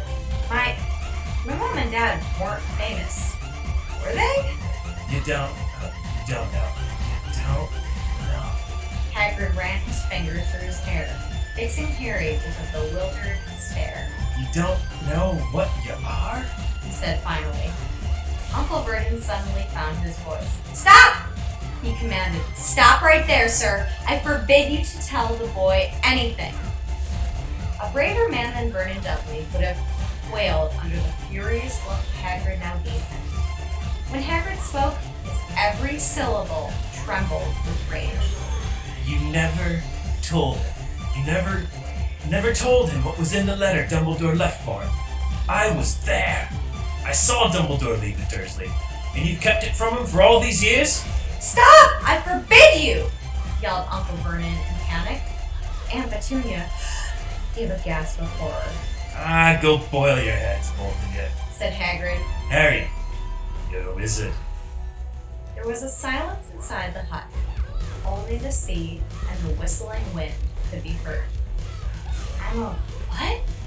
Gasped Harry. A wizard, of course. Said Hagrid, sitting back down on the sofa, which groaned and sank even lower. And a thumping good one, I'd wager. I'd say, once you turned up a bit, when a mom and a dad like yours, what else could you be? And I reckon it's about time you read your letter. Harry stretched out his hand at last to take the yellowish envelope, addressed in emerald green to Mr. H. Potter, the floor, hut on a rock, the sea. He pulled out the letter and read. Hogwarts School of Witchcraft and Wizardry, Headmaster Albus Dumbledore, Order of Merlin, First Class, Grand Sorcerer, Chief Warlock, Supreme Mugwump, International Confederacy of Wizards. Dear Mr. Potter, we are pleased to inform you that you've been accepted at Hogwarts School of Witchcraft and Wizardry. Please find enclosed a list of all necessary books and equipment. Term begins on September 1st. We await your owl by no later than July 31st. Yours sincerely, Minerva McGonagall, Deputy Headmistress. Questions exploded inside Harry's head like fireworks, and he couldn't decide which to ask first. After a minute, he stammered, What does it mean they await my owl? Galloping Gorgons, that reminds me. Said Hagrid, clapping a hand to his forehead, with enough force to knock over a cart horse, and from yet another pocket inside his overcoat, he pulled an owl, a real live, rather ruffled-looking owl, a long quill, and a roll of parchment. With his tongue between his teeth, he scribbled a note that Harry could read upside down. Dear Professor Dumbledore, given Harry his letter, taking him to buy his things tomorrow. Weather's horrible, hope you well. Hagrid. Hagrid rolled up the note, gave it to the owl, which planted in its beak, went to the door, and threw the owl out into the storm. Then he came back and sat down as though this was as normal as talking on the telephone. Harry realized his mouth was open and closed it quickly. Where was I? Said Hagrid, but at that moment Uncle Vernon, still ashen-faced but looking very angry, moved into the firelight. He's not going, he said. Hagrid grunted. And I'd like to see a great muggle like you stop him. He said. A what? Said Harry, interested. A muggle. Said Hagrid. It's what we call non-magic folk. Like, it's bad luck you grew up in a family of the biggest muggles I ever laid eyes on. We swore when we took him in we'd put a stop to that rubbish, said Uncle Vernon. Swore we'd stamp it out of him. Wizard indeed. You knew? Said Harry. You knew I'm a wizard? No! Shrieked Aunt Petunia suddenly. No! Of course we knew. How could we not be? My dratted sister being what she was. Oh, she got a letter just like that and disappeared off to that school and came home every vacation with her pockets full of frog spawn, turning teacups into rats. I was the only one who saw her for what she was, a freak. But from my mother and father, oh no, it was Lily this and Lily that. They were proud of having a witch in the family. She stopped to draw a deep breath and then went ranting on. It seemed she had been wanting to say all of this for years. Then she met that Potter at school and they left and got married and had you. And of course I knew you'd be just the same, just as strange, just as abnormal. And then, if you please, she went and got herself blown up and we got landed with you. Harry had gone very white. As soon as he found his voice, he said, Blown up? You told me they died in a car crash. A car crash? Roared Hagrid, jumping up so angrily that the Dursleys scuttled back to their corner. How could a car crash kill Lily and James Potter? It's an outrage! A scandal! Harry Potter not knowing his own story when every kid in our world knows his name? But why? What happened? Harry asked urgently. The anger faded from Hagrid's face. He looked suddenly anxious. I never expected this. He said in a low, worried voice. I had no idea. When Dumbledore told me there might be trouble getting hold of you, how much you didn't know. Harry, I don't know if I'm the right person to tell you, but somebody's gotta. You can't go off to Hogwarts not knowing. He threw a dirty look at the Dursleys. Well, it's best you know as much as I can tell you. Mind, I can't tell you everything. It's a great mystery, parts of it. He sat down, stared into the fire for a few seconds, and then said, It begins, I suppose, with a person called... It's incredible you don't know his name. Everyone in our world knows. Who? Well, I don't like saying the name if I can't help it. No one does. Why not?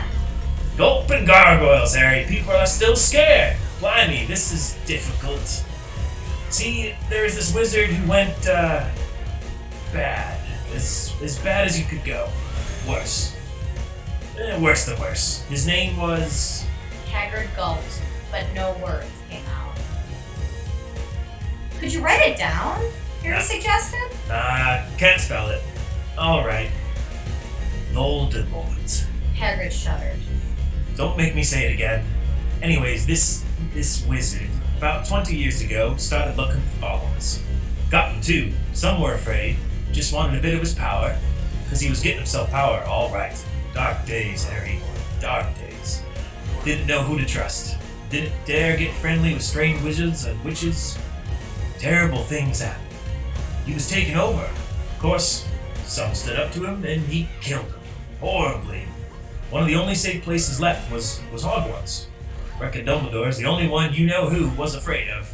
Didn't dare try taking the school, not just then. Anyway. Now, your mom and dad were as good a witch and wizard as I ever knew.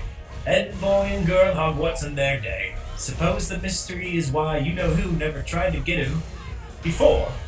Probably knew they were too close to Dumbledore for anything to do with the dark side. Maybe he thought he could persuade him. Maybe he just wanted him out of his way. All that knows is he turned up in the village where they were all living on Halloween 10 years ago. He was just a year old.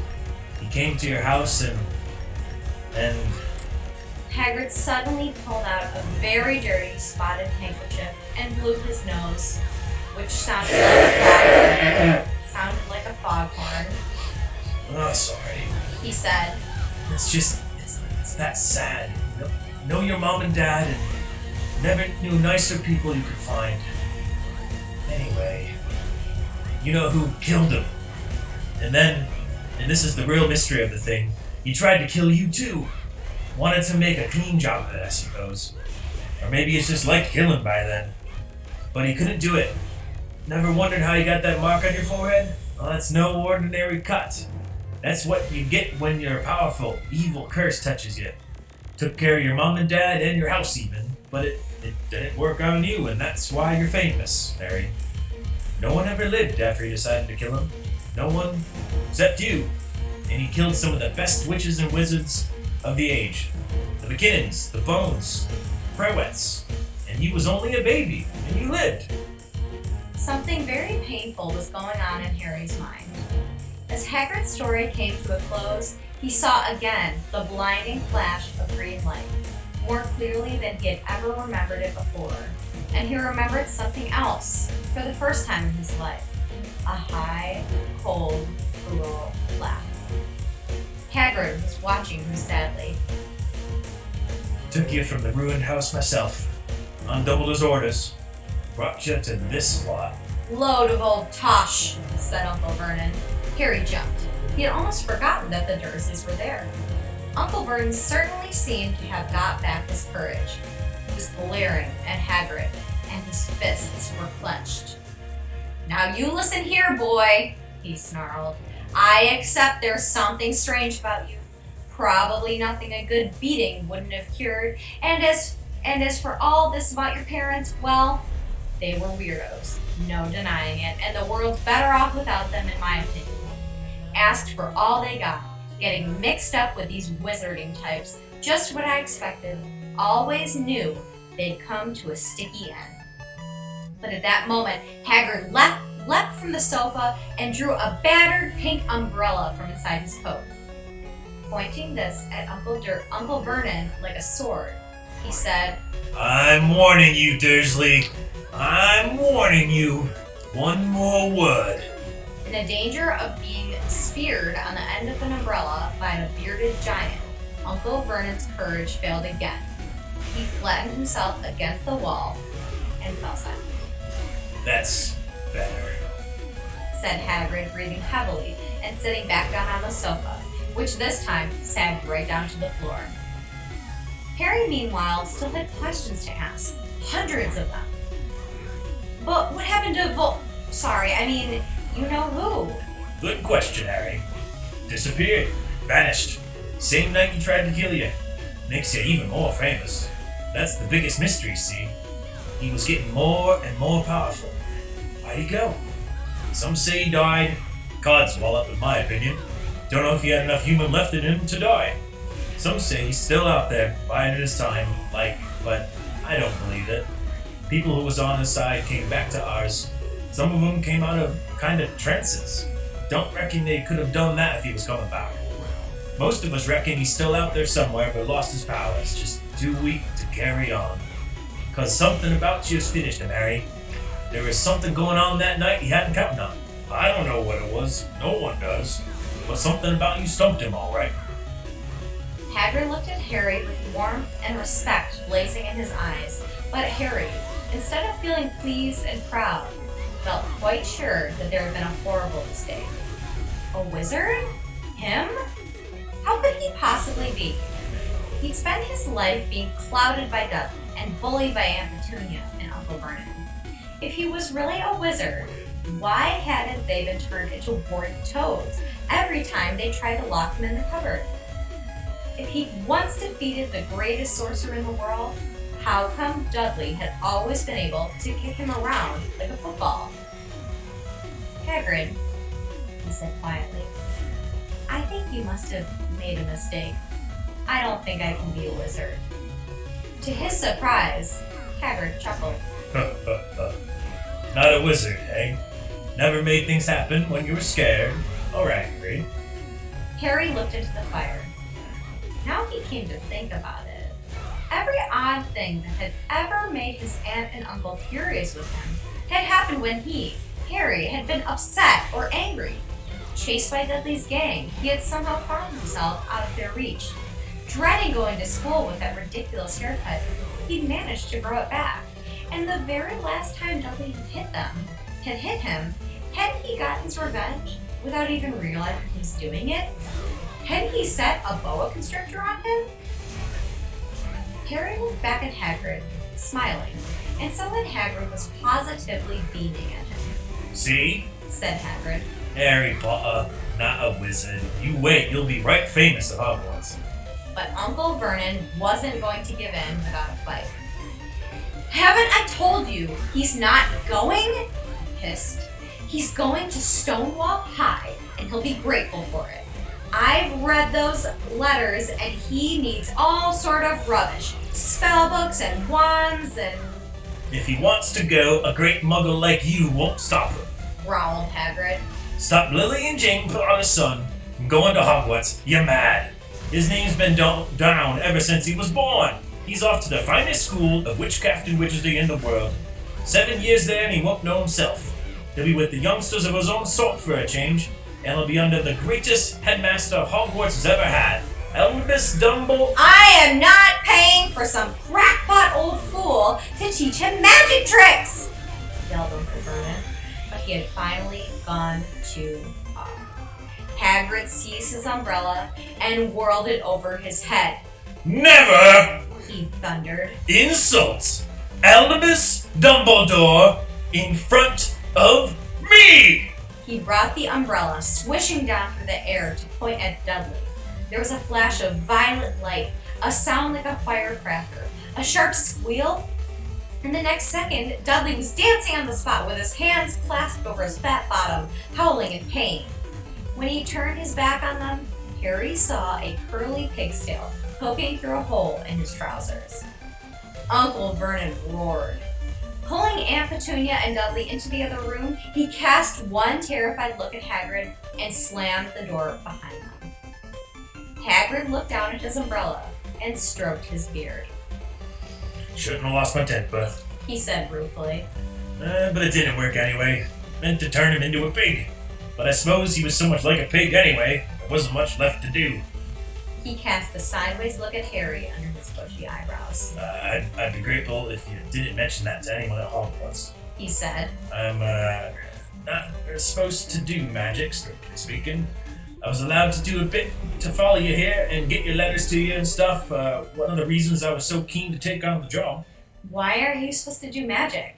Asked Harry. Oh, well, I was at Hogwarts myself when I, got expelled, to tell you the truth. In my 3rd year. They snapped me wand in half and everything, but Dumbledore let me stay on as gamekeeper. Great man, Dumbledore. Why were you expelled? It's getting late and we've got lots to do tomorrow. Said Hagrid loudly. Gotta get up to town, get all your books and all that. He took off his thick black coat and threw it to Harry. You can kip under that. He said. Don't mind it if it wriggles a bit. I think I still got a couple of dome ice in one of the pockets. That's the end of chapter 4. Thank you so much to my husband John, who has also loved Harry Potter for as long as I have probably. Until I was Harry Potter's age. And we will continue tomorrow, chapter 5. Stay tuned and see you then. Hope you guys are staying healthy. Keep reading Harry Potter, and we'll see you then. Bye-bye. Hi everyone, Mrs. Jones here, welcoming you back to Harry Potter and the Sorcerer's Stone with J.K. Rowling, and welcome back to my amazing guest star from yesterday, my husband John. Hello. Since he did such a wonderful job playing Hagrid yesterday, he's going to play Hagrid again for this chapter of Harry Potter. This is called Diagon Alley. Diagon Alley is a very important part of where Harry's magical journey begins, so let's go ahead, get started. This chapter is a little bit longer than the rest of them, but we think that you'll enjoy. Ready? Ready? Alright, let's do it. Chapter 5, Diagon Alley. Harry awoke early the next morning. Although he could tell it was daylight, he kept his eyes shut tight. It was a dream, he told himself firmly. I dreamed a giant called Hagrid came to tell me I was going to a school for wizards. When I open my eyes, I'll be at home in my cupboard. There was suddenly a loud tapping noise. And there's Aunt Petunia knocking at the door, Harry thought, his heart sinking. But he still didn't open his eyes. It had been such a good dream. Tap, tap, tap. All right, Harry mumbled, getting up. He sat up and Hagrid's heavy coat fell off him. The hut was full of sunlight and the storm was over. Hagrid himself was asleep on the collapsed sofa, and there was an owl rapping its claw on the window, a newspaper held in its beak. Harry scrambled to his feet, so happy he felt as though a large balloon was swelling inside him. He went straight to the window and jerked it open. The owl swooped in and dropped the newspaper on top of Hagrid, who didn't wake up. The owl then fluttered onto the floor and began to attack Hagrid's coat. Do that! Harry tried to wave the owl out of the way, but it snapped its beak fiercely at him and carried on, savaging the coat. Hagrid! Said Harry loudly. There's an owl! Pay him. Hagrid grunted into the sofa. What? He wants paying for delivering the newspaper. Look at his pockets. Hagrid's coat seemed to be made of nothing but pockets. Bunches of keys, slug pellets, balls of string, peppermint humbugs, tea bags. Finally, Harry pulled out a handful of strange-looking coins. I'd like to interrupt this reading to let you know we do have a cat named Olive. Sometimes she wants our attention. This is one of those times. Luckily, cats are a big part of the Harry Potter series as well, so she's just gonna have to hang in there. Back to reading. Give him 5 nuts. Said Hagrid sleepily. Nuts? The little bronze ones. Harry counted out 5 little bronze coins, and the owl held out his legs so Harry could put the money into a small leather pouch tied to it. Then he flew off through the open window. Hagrid yawned loudly, sat up, and stretched. Well, I guess we best be off, Harry. Lots to do today. Gotta get up to London and buy all your stuff for school. Harry was turning over the wizard coins and looking at them. He had just thought of something that made him feel as though the happy balloon inside him had got a puncture. Hagrid? Said Hagrid, who was pulling on his huge boots. I haven't got any money, and you heard Uncle Vernon last night.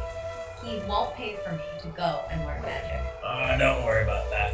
Said Hagrid, standing up and scratching his head. Do you think your parents didn't leave you with nothing? But if their house was destroyed... They didn't keep their gold in a house, boy. Nah, first stop for us is Gringotts, Wizard's Bank. Have a sausage. They're not bad cold. And I won't say no to a bit of your birthday cake, neither. Wizards have banks? Just the one. Gringotts, run by goblins. Harry dropped the bit of sausage he was holding. Goblins? Yeah, you'd be mad not to try and rob it. I'll tell you that. Never mess with goblins, Harry. Gringotts is the safest place in the world for anything you want to keep safe, except maybe Hogwarts. As a matter of fact, I gotta visit Gringotts anyways, for Dumbledore. Hogwarts business. Hagrid drew himself up proudly. Usually gets me to do important stuff for him, fetching you, getting things from Gringotts, knows he can trust me, see? Got everything? Come on then. Harry followed Hagrid out onto the rock. The sky was quite clear now, and the sea gleamed in the sunlight. The boat Uncle Vernon had hired was still there, with a lot of water in the bottom after the storm. How did you get here? Harry asked, looking around for another boat. Flew. Said Hagrid. Flew? Yeah, but we'll go back in this. Not supposed to use magic now I've got you. They settled down in the boat. Harry, still staring at Hagrid, trying to imagine seeing him flying. Seems a shame to row, though. Said Hagrid, giving Harry another of his sideways looks. If it was to, speed things up a bit, would you mind not mentioning it at Hogwarts? Of course not, said Harry, eager to see more magic. Hagrid pulled out the pink umbrella again, tapped it twice on the side of the boat, and they sped off toward land. Why would you be mad to try and rob Gringotts? Harry asked. Spells, enchantments. Said Hagrid, unfolding his newspaper as he spoke. They say there's dragons guarding the high security vaults. And then you gotta find your way. Gringotts is 100 miles under London, see? Deep under the underground. You die of hunger trying to get out, even if you did manage to get your hands on some. Harry sat and thought about this while Hagrid read his newspaper, The Daily Prophet. Harry had learned from Uncle Vernon that people liked to be left alone while they did this, but it was difficult. He never had so many questions in his life. Ministry of Magic messes things up as usual. Hagrid muttered, turning the page. There's a Ministry of Magic? Harry asked, before he could stop himself. Of course, Said Hagrid. they wanted Dumbledore for minister, of course, but he never leave Hogwarts, so old Cornelius Fudge got the job. Bungler if there ever was one. So he pelts Dumbledore with hours every morning, asking for advice. But what does a Ministry of Magic do? Well, our main job is to keep it from muggles that there's still witches and wizards up and down the country. Why? Why? Blimey, Harry, everyone would be wanting magic solutions to their problems. Nah, we're best left alone. At this moment, the boat bumped gently into the harbor wall. Hagrid folded up his newspaper and they clambered up the stone steps onto the street. Passerby stared a lot at Hagrid as they walked through the little town to the station. Harry couldn't blame them. Not only was Hagrid twice as tall as anyone else, he kept pointing at perfectly ordinary things like parking meters and saying loudly, See that, Harry? Things these mums dream up, eh? Hagrid, said Harry, panting a bit as he ran to keep up. Did you say there are dragons at Gringotts? Well, so they say. Said Hagrid. Frankie, I love a dragon. You'd like one? Wanted one ever since I was a kid. Here we go. They had reached the station. There was a train to London in 5 minutes' time. Hagrid, who didn't understand, Muggle money? as he called it, gave the bills to Harry so he could buy their tickets. People stared more than ever on the train. Hagrid took up 2 seats and sat knitting what looked like a canary yellow circus tent. Still got your letter, Harry? He asked as he counted stitches. Harry took the parchment envelope out of his pocket. Good. Said Hagrid. There's a list there of everything you need. Harry unfolded a second piece of paper he hadn't noticed the night before and read, Hogwarts School of Witchcraft and Wizardry. Uniform. First-year students will require 1. 3 sets of plain work robes, black. Number 2. 1 plain pointed hat, black, for day wear. Number 3. 1 pair of protective gloves, dragon hide or similar. Number 4. 1 winter cloak, black, silver fastenings. Please note that all pupils' clothes should carry name tags. Course books. All students should have a copy of each of the following. The Standard Book of Spells, Grade 1, by Miranda Gottschalk. A History of Magic, by Bathilda Bagshot. Magical Theory, by Albert Waffling. A Beginner's Guide to Transfiguration, by Emmerich Switch. 1000 Magical Herbs and Fungi, by Phillida Spore. Magic Drafts and Potions by Arsenius Jigger. Fantastic Beasts and Where to Find Them by Newt Scamander. The Dark Forces, A Guide to Self-Protection by Quentin Trimble. Other equipment. 1 wand, 1 cauldron, pewter, standard size 2. 1 set glass or crystal phials, 1 telescope, 1 set brass scales. Students may also bring an owl or a cat or a toad. Parents are reminded that first years are not allowed their own broomsticks. Can we buy all this in London? Harry wondered aloud. If you know where to go. Said Hagrid. Harry had never been to London before. Although Hagrid seemed to know where he was going, he was obviously not used to getting there in an ordinary way.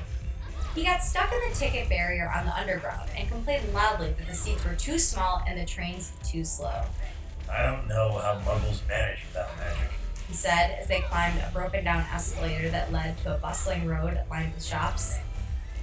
Hagrid was so huge that he parted the crowd easily.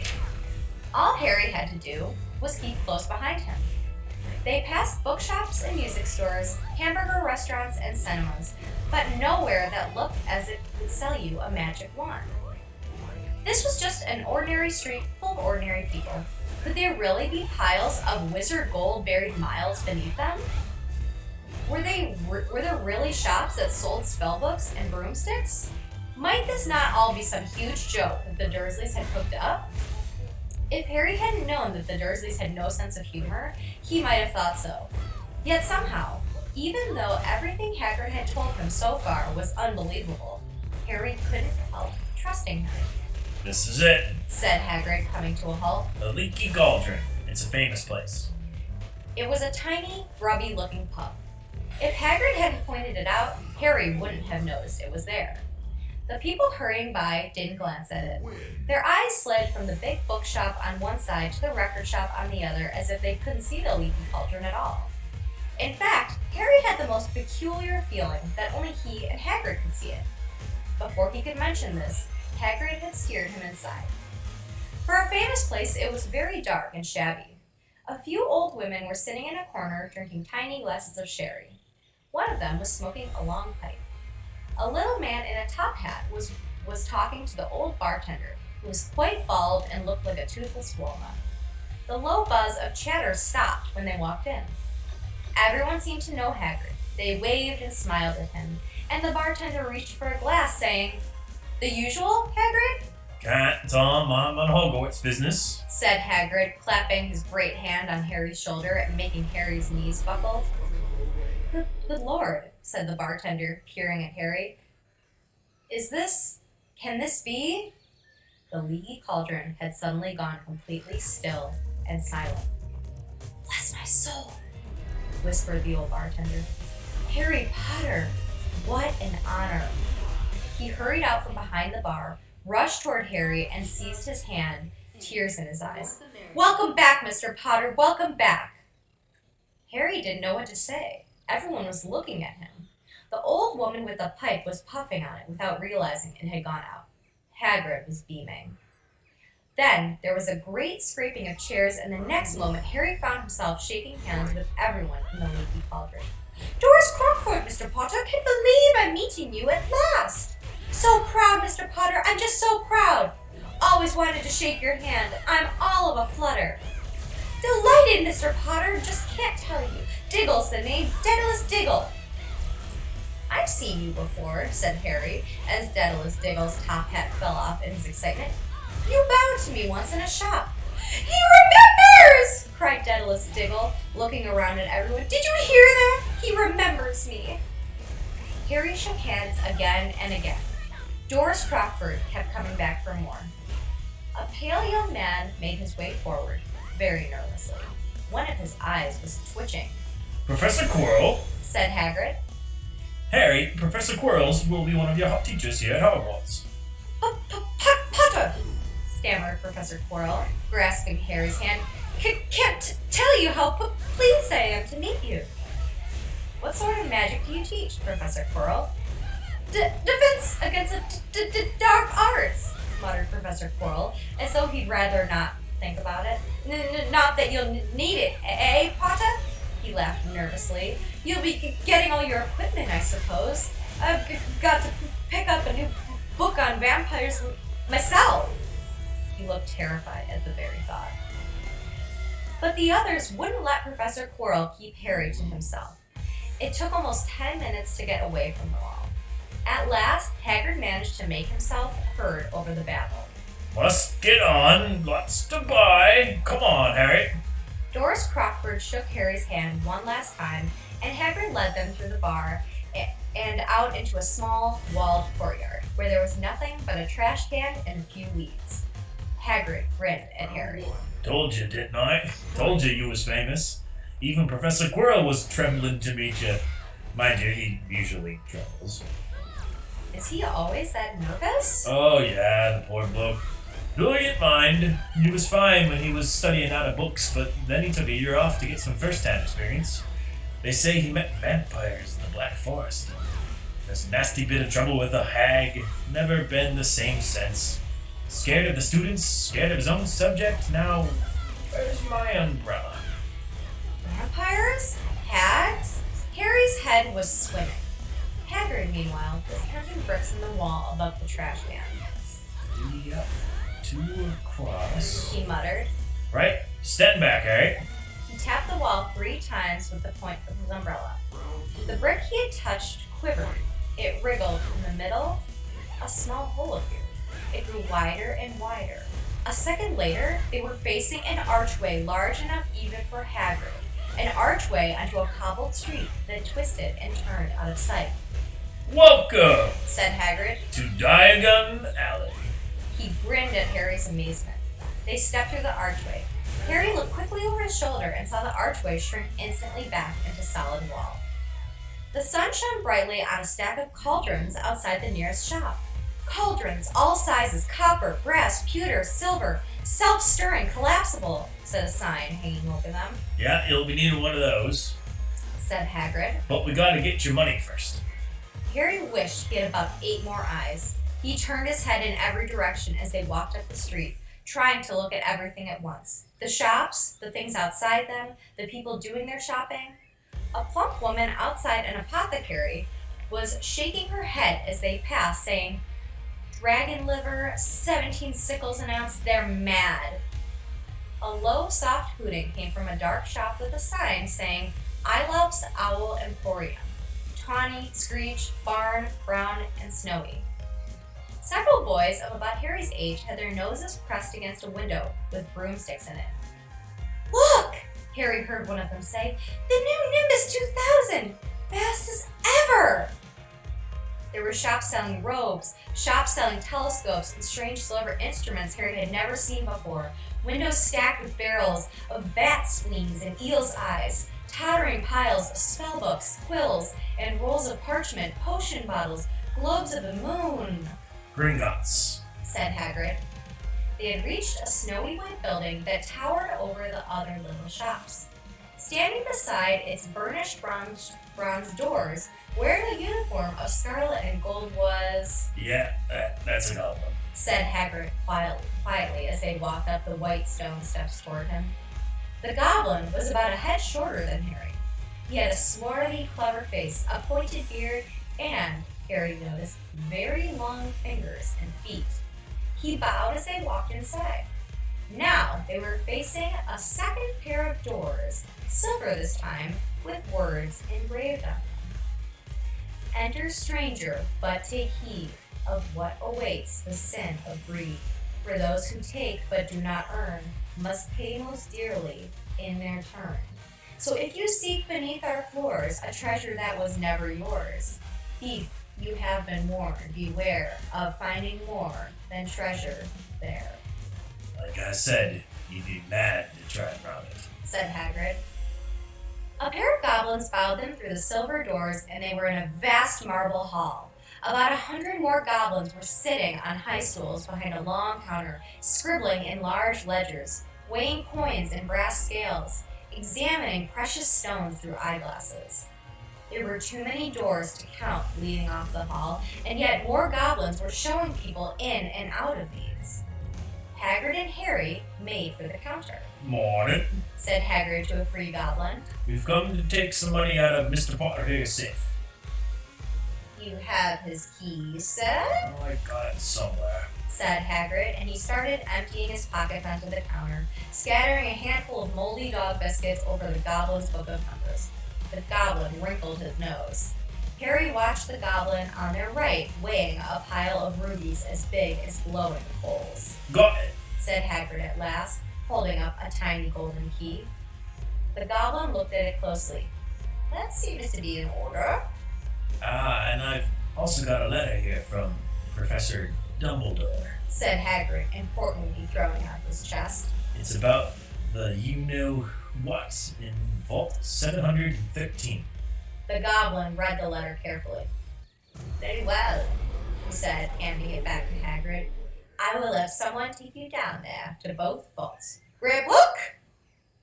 Griphook was yet another goblin. Once Hagrid had crammed all the dog biscuits back inside the pockets, he and Harry followed Griphook toward one of the doors leading off the hall. "What's the you-know-what in Vault 713? Harry asked. I can't tell you that. Said Hagrid mysteriously. Very secret. Hogwarts business. Dumbledore's trusted me. More than my job is worth to tell you that. Griphook held the door open for them. Harry, who had expected more marble, was surprised. They were in a narrow stone passageway lit with flaming torches. It sloped steeply downward, and there were little railway tracks on the floor. Griphook whistled, and a small cart came hurtling up the tracks toward them. They climbed in, Hagrid with some difficulty, and were off.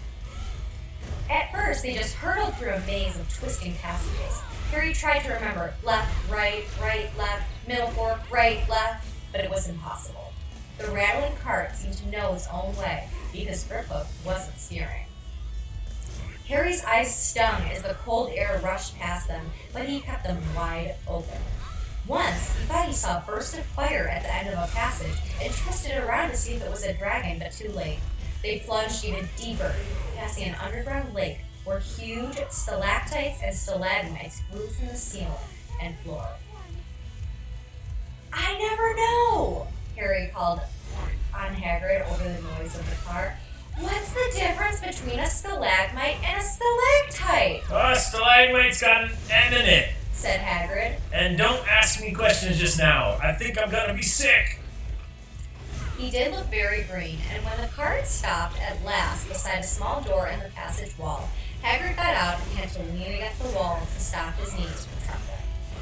Griphook unlocked the door. A lot of green smoke came billowing out, and as it cleared, Harry gasped. Inside were mounds of gold coins, columns of silver, heaps of little bronze nuts. All yours, Smiled Hagrid. All Harry's. It was incredible. The Dursleys couldn't have known about this, or they'd have had it from him faster than Videogame. How often had they complained how much Harry cost them to keep? And all this time, there had been a small fortune belonging to him, buried deep under London. Hagrid helped Harry pile some of it into a bag. The gold ones are galleons. He explained. 17 silver sickles to a galleon and 29 nuts to a sickle. It's easy enough. Right, that should be enough for a couple of turns. We'll keep the rest safe for you. He turned to Griphook. Vault 713 now, please. And can we go more slowly? One speed only, said Griphook. They were going even deeper now and gathered speed. The air became colder and colder as they hurtled round tight corners. They went rattling over an underground ravine, and Harry leaned over the side to try to see what was down at the dark bottom. But Hagrid groaned and pulled him back by the scruff of his neck. Vault 713 had no keyhole. Stand back, said Griphook importantly. He stroked the door gently with one of his long fingers, and it simply melted away. If anyone but a Grimthoughts goblin tried that, they'd be sucked through the door and trapped in there, said Griphook. How often do you check it to see if anyone's inside? Harry asked. About once every 10 years, said Griphook with a rather nasty grin. Something really extraordinary had to be inside this top security vault, Harry was sure, and he leaned forward eagerly, expecting to see fabulous jewels at the very least. But at first he thought it was empty. Then he noticed a grubby little package wrapped up in brown paper lying on the floor. Hagrid picked it up and tucked it deep inside his coat. Harry longed to know what it was, but knew better than to ask. Come on, back in this infernal cart, and don't talk to me on the way back. It's best if I keep my mouth shut, said Hagrid. One wild cart ride later, they stood blinking in the sunlight outside Gringotts. Harry didn't know where to run first, now that he had a bag full of money. He didn't have to know how many galleons there were in a pound to know that he was holding more money than he'd ever had in his whole life. More money than even Dudley had ever had. Might as well get your uniform, said Hagrid, nodding toward Madame Malkin's robes for all occasions. Listen, Harry, would you mind if I slipped off to pick me up for a little pick-me-up in the leaky cauldron? I hate them Gringotts cots. He did still look a bit sick, so Harry entered Madame Malkin's shop alone, feeling nervous. Madame Malkin was a squat, smiling witch dressed all in mauve. "Hogwarts, dear?" she said when Harry started to speak. "Got the lot here. Another young man being fitted up just now, in fact." In the back of the shop, a boy with a pale, pointed face was standing on a footstool, while a second witch pinned up his long black robes. Madame Malkin stood Harry on a stool next to him, slipped a long robe over his head, and began to pin it to the right length. "Hello," said the boy. "Hogwarts too?" "Yes," said Harry. "My father's next door buying my books, and mother's up the street looking at wands," said the boy. He had a bored, drawling voice. "Then I'm off to drag them off to look at racing brooms. I don't see why first years can't have their own. I think I'll bully father into getting me one, and I'll smuggle it in somehow." Harry was strongly reminded of Dudley. "Have you got your own broom?" the boy went on. "No," said Harry. "Play Quidditch at all?"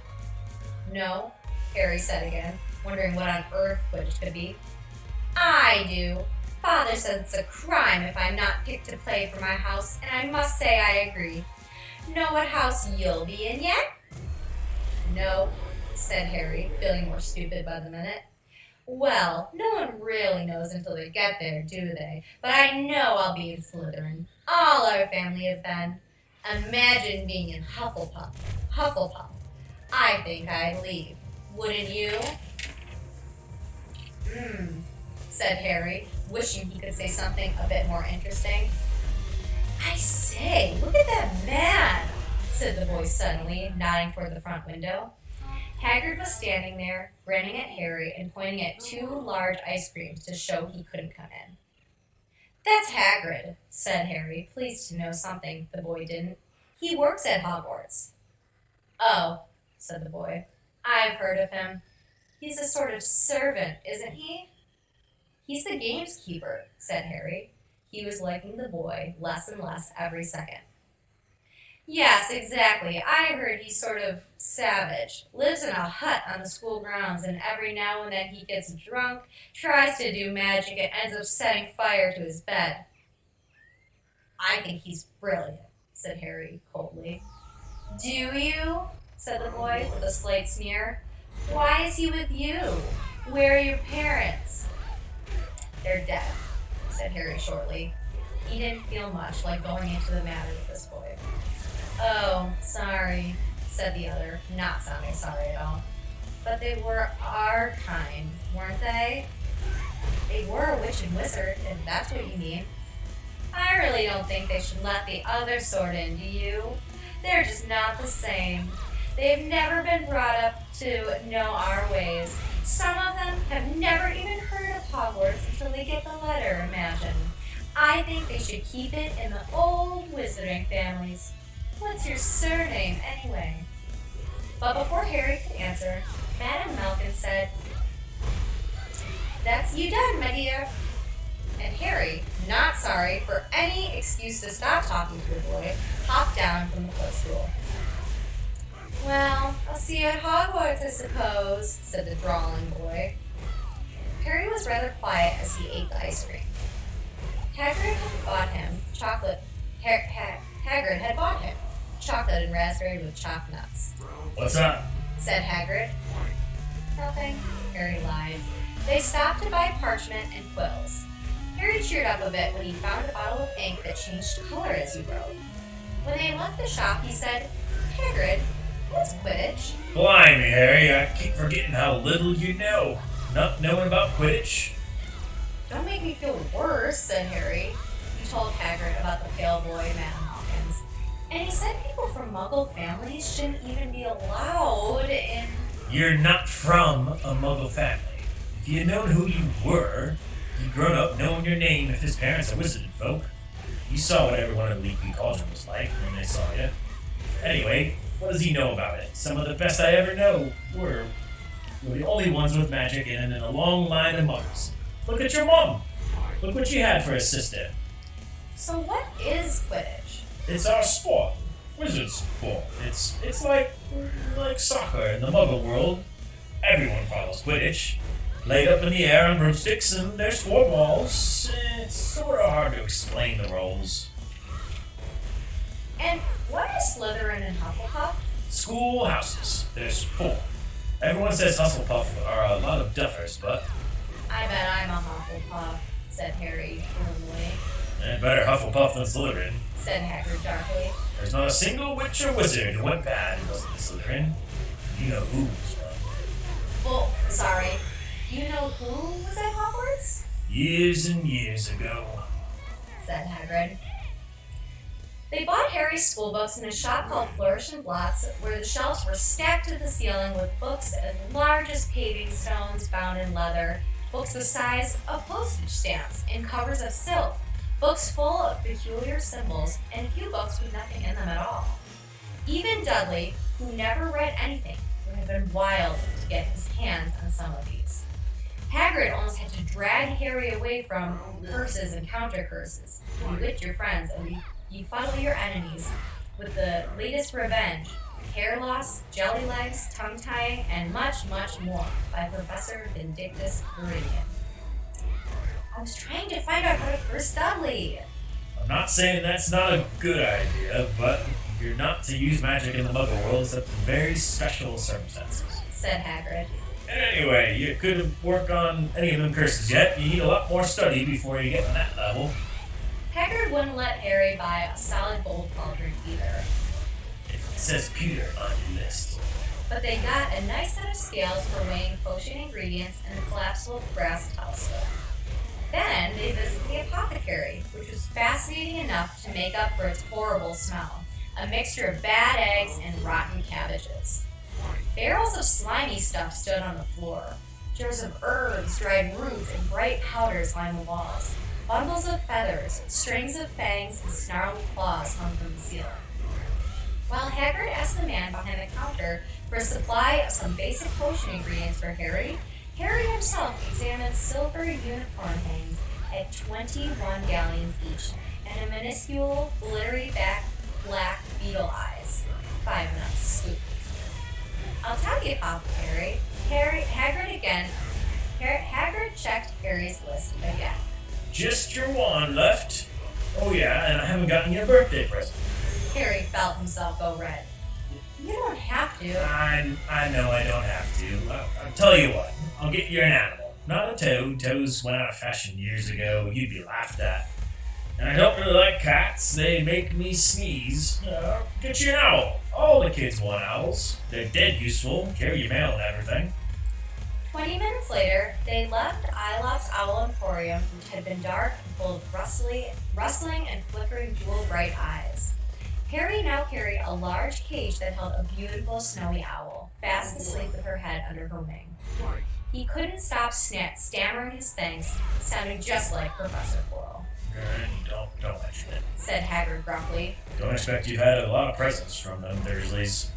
Just Ollivanders left now. Only place for wands, Ollivanders, and you gotta have the best one.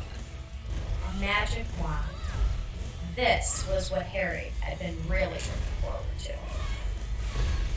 The last shop was narrow and shabby. Peeling gold letters over the door read Ollivanders, makers of fine wands since 382 BC. A single wand lay on a faded purple cushion in the dusty room. A tinkling bell rang somewhere in the depths of the shop as they stepped inside. It was a tiny place, empty except for a single, spindly chair that Hagrid sat on to wait. Harry felt strangely as although he had entered a very strict library. He swallowed a lot of new questions that had just occurred to him and looked instead at the thousands of narrow boxes piled neatly right up to the ceiling. For some reason, the back of his neck prickled. The very dust and silence in there seemed to tinkle with some secret magic. "Good afternoon," said a soft voice. Harry jumped. Hagrid must have too, because there was a loud crunching noise and he quickly got off the spindly chair. An old man was standing before them, his wide, pale eyes shining like moons through the gloom of the shop. "Hello," said Harry awkwardly. "Ah, yes," said the man. Yes. I thought I'd meet you soon. Harry Potter." It wasn't a question. seemed only yesterday she was in here buying her first wand. 10 1/4 inches long, swishy, made out of willow. Nice wand for charm. Mr. Ollivander moved closer to Harry. Harry wished he would blink. Those silvery eyes were a bit creepy. Your father, on the other hand, favored a mahogany wand. 11 inches, pliable. A little more power and excellent for transfiguration. Well, I say your father favored it. It's really the wand that chooses the wizard, of course. Mr. Ollivander had come so close that he and Harry were almost nose to nose. Harry could see himself reflected in those misty eyes.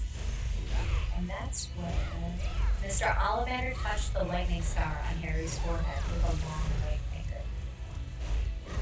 I'm sorry to say I sold the wand that did it, he said softly. 13 1/2 inches, huge. Powerful wand, very powerful. And in the wrong hands, well, if I'd known what that wand was going out in this world to do. He shook his head, and then, to Harry's relief, spotted Hagrid.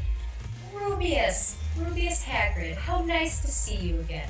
Oh, 16 inches rather bendy, wasn't it? It was, sir, yes, said Hagrid. Good wand, that one, but I suppose they snapped it in half when you got expelled? Said Mr. Ollivander, suddenly stern. Yes, they did, yes. Said Hagrid, shuffling his feet. I've still got the pieces, though. He added brightly. But you don't use them, said Mr. Ollivander sharply. Oh no, sir, said Hagrid quickly. Harry noticed he gripped his pink umbrella very tightly as he spoke. Said Mr. Ollivander, giving Hagrid a piercing look. Well now, Mr. Potter, let's see. He pulled a long tape measure with silver markings out of his pocket. Which is your long arm? Well, I'm right-handed, said Harry. Well, your arm. That's it. He measured Harry from shoulder to finger, then wrist to elbow, shoulder to floor, knee to armpit, and round his head. As he measured, he said, Every Ollivander wand has a core of powerful, magical substance, Mr. Potter. Use unicorn heads, phoenix tail feathers, and the heartstrings of dragons. No 2 Ollivander wands are the same, just as no 2 unicorns, dragons, or phoenixes are quite the same. And of course, you will never get such good results with another wizard's wand. Harry suddenly realized that the tape measure, which was measuring between his nostrils, was doing this on its own. Mr. Ollivander was flitting around the shelves, taking down boxes. That will do, he said, and the tape measure crumpled into a heap on the floor. Right then, Mr. Potter. Try this one. Beechwood and dragon heartstring.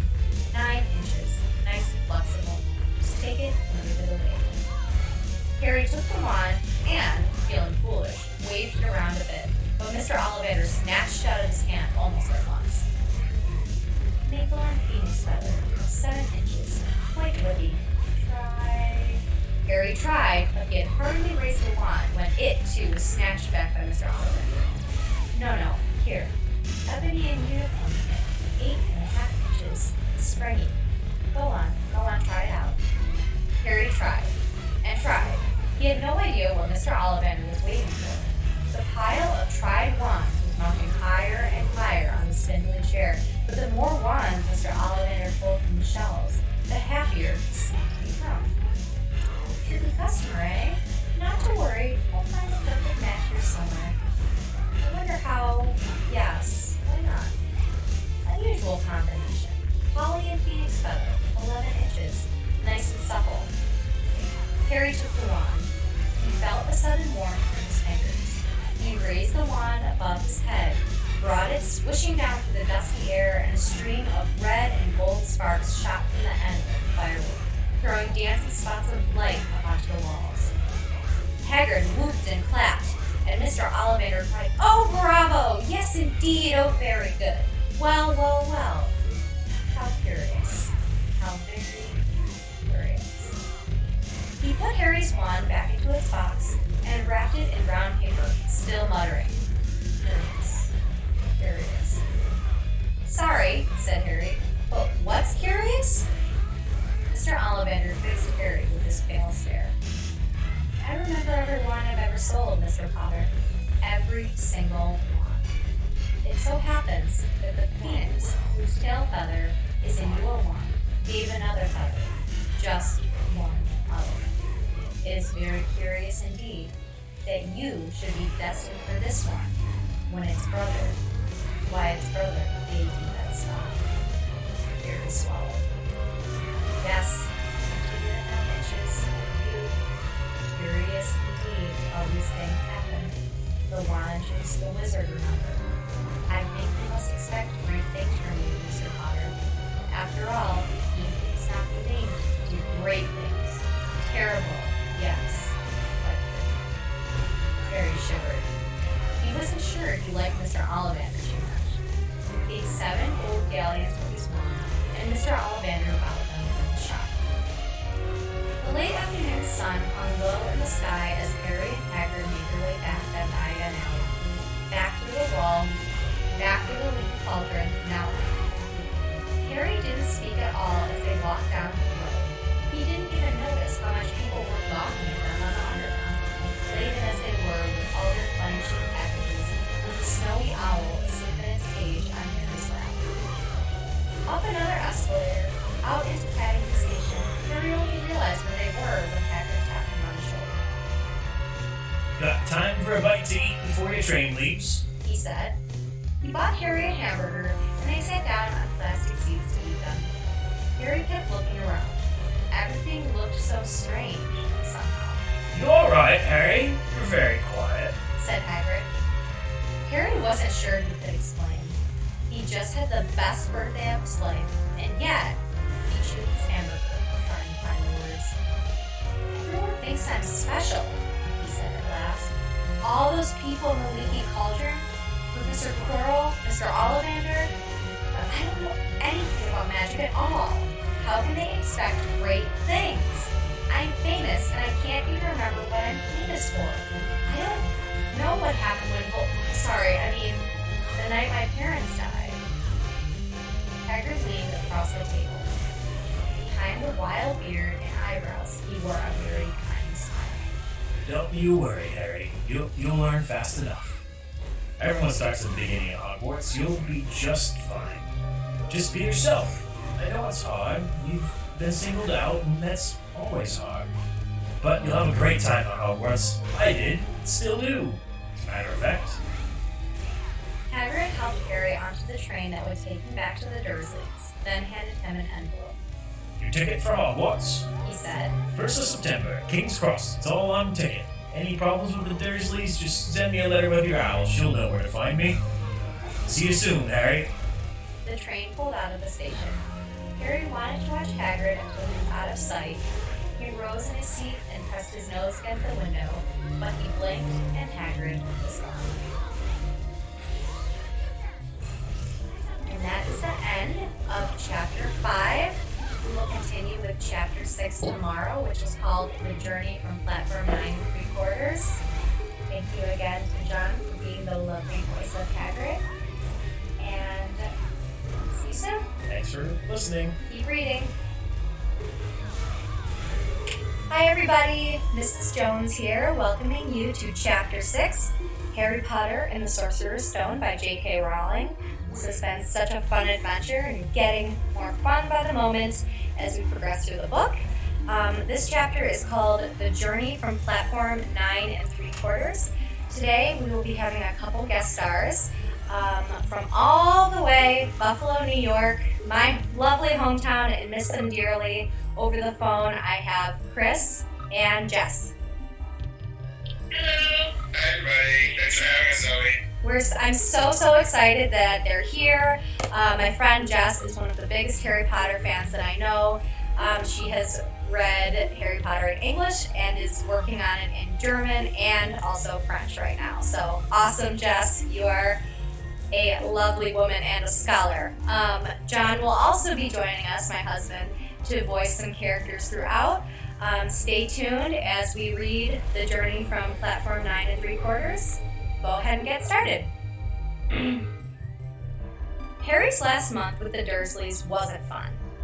True, Dudley was now so scared of Harry he wouldn't stay in the same room, while Aunt Petunia and Uncle Vernon didn't shut Harry in the cupboard, force him to do anything, or shout at him. In fact, they didn't speak to him at all. Half terrified, half furious, they acted as though any chair with Harry in it were empty. Although this was an improvement in many ways, it did become a bit depressing after a while. Harry kept to his room with his new owl for company. He had decided to call her Hedwig, a name he had found in A History of Magic. His school books were very interesting. He lay on his bed reading late into the night, Hedwig swooping in and out of the open window as she pleased. It was lucky that Aunt Petunia didn't come in to vacuum anymore, because Hedwig kept bringing back dead mice. Every night before he went to sleep, Harry ticked off another day on the piece of paper he had pinned to the wall, counting down to September the 1st. On the last day of August, he thought he'd better speak to his aunt and uncle about getting to King's Cross Station the next day, so he went down to the living room where they were watching a quiz show on television. He cleared his throat to let them know he was there, and Dudley screamed and ran from the room. Uncle Vernon? Uncle Vernon grunted to show he was listening. I need to be at King's Cross tomorrow to go to Hogwarts. Uncle Vernon grunted again. Would it be alright if you gave me a lift? Grunt. Harry supposed that meant yes. Thank you. He was about to go back upstairs when Uncle Vernon actually spoke. Funny way to get to a wizard school, the train. Magic carpets all got punctures, have they? Harry didn't say anything. Where is this school, anyway? I don't know, said Harry, realizing this for the first time. He pulled the ticket Hagrid had given him out of his pocket. I just take the train from platform 9 3/4 at 11 o'clock, he read. His aunt and uncle stared. Platform what? 9 3/4. Don't talk rubbish, said Uncle Vernon. There is no platform 9 3/4. It's on my ticket. Barking, said Uncle Vernon. Howling mad, the lot of them. You'll see. You just wait. All right, we'll take you to King's Cross. We're going up to London tomorrow anyway, or I wouldn't bother. Why are you going to London? Harry asked, trying to keep things friendly. Taking Dudley to the hospital, growled Uncle Vernon. Gotta have that ruddy tail removed before he goes to Smeltings. Harry woke at 5 o'clock the next morning and was too excited and nervous to go back to sleep. He got up and pulled on his jeans because he didn't want to walk into the station in his wizard's robes. He'd change on the train. He checked his Hogwarts list yet again to make sure he had everything he needed. Saw that Hedwig was shut safely in her cage, and then paced the room, waiting for the Dursleys to get up. 2 hours later, Harry's huge, heavy trunk had been loaded into the Dursleys' car. Aunt Petunia had talked Dudley into sitting next to Harry, and they had set off. They reached King's Cross at 10:30. Uncle Vernon dumped Harry's trunk into a cart and wheeled it into the station for him. Harry thought it was strangely kind until Uncle Vernon stopped dead, facing the platforms with a nasty grin on his face. Well, there you are, boy. Platform 9. Platform 10. Your platform should be somewhere in the middle, but they don't seem to have built it yet, do they? He was quite right, of course. There was a big plastic number 9 over one platform and a big plastic number 10 over the one next to it, and in the middle, nothing at all. Have a good term, said Uncle Vernon with an even nastier smile. He left without another word. Harry turned and saw the Dursleys drive away. All 3 of them were laughing. Harry's mouth went rather dry. What on earth was he going to do? He was starting to attract a lot of funny looks because of Hedwig. He'd have to ask someone. He stopped a passing guard, but didn't dare mention platform 9 3/4. The guard had never heard of Hogwarts, and when Harry couldn't even tell him what part of the country it was in, he started to get annoyed, as though Harry was being stupid on purpose. Getting desperate, Harry asked for the train that left at 11 o'clock, but the guard said there wasn't one. In the end, the guard strode away, muttering about time wasters. Harry was now trying hard not to panic. According to the large clock over the arrivals board, he had 10 minutes left to get on the train to Hogwarts, and he had no idea how to do it. He was stranded in the middle of a station with a trunk he could hardly lift, a pocket full of wizard money, and a large owl. Hagrid must have forgotten to tell him something. You had to do, like tapping the third brick on the left to get into Diagon Alley. He wondered if he should get out his wand and start tapping the ticket inspector stand between platforms 9 and 10.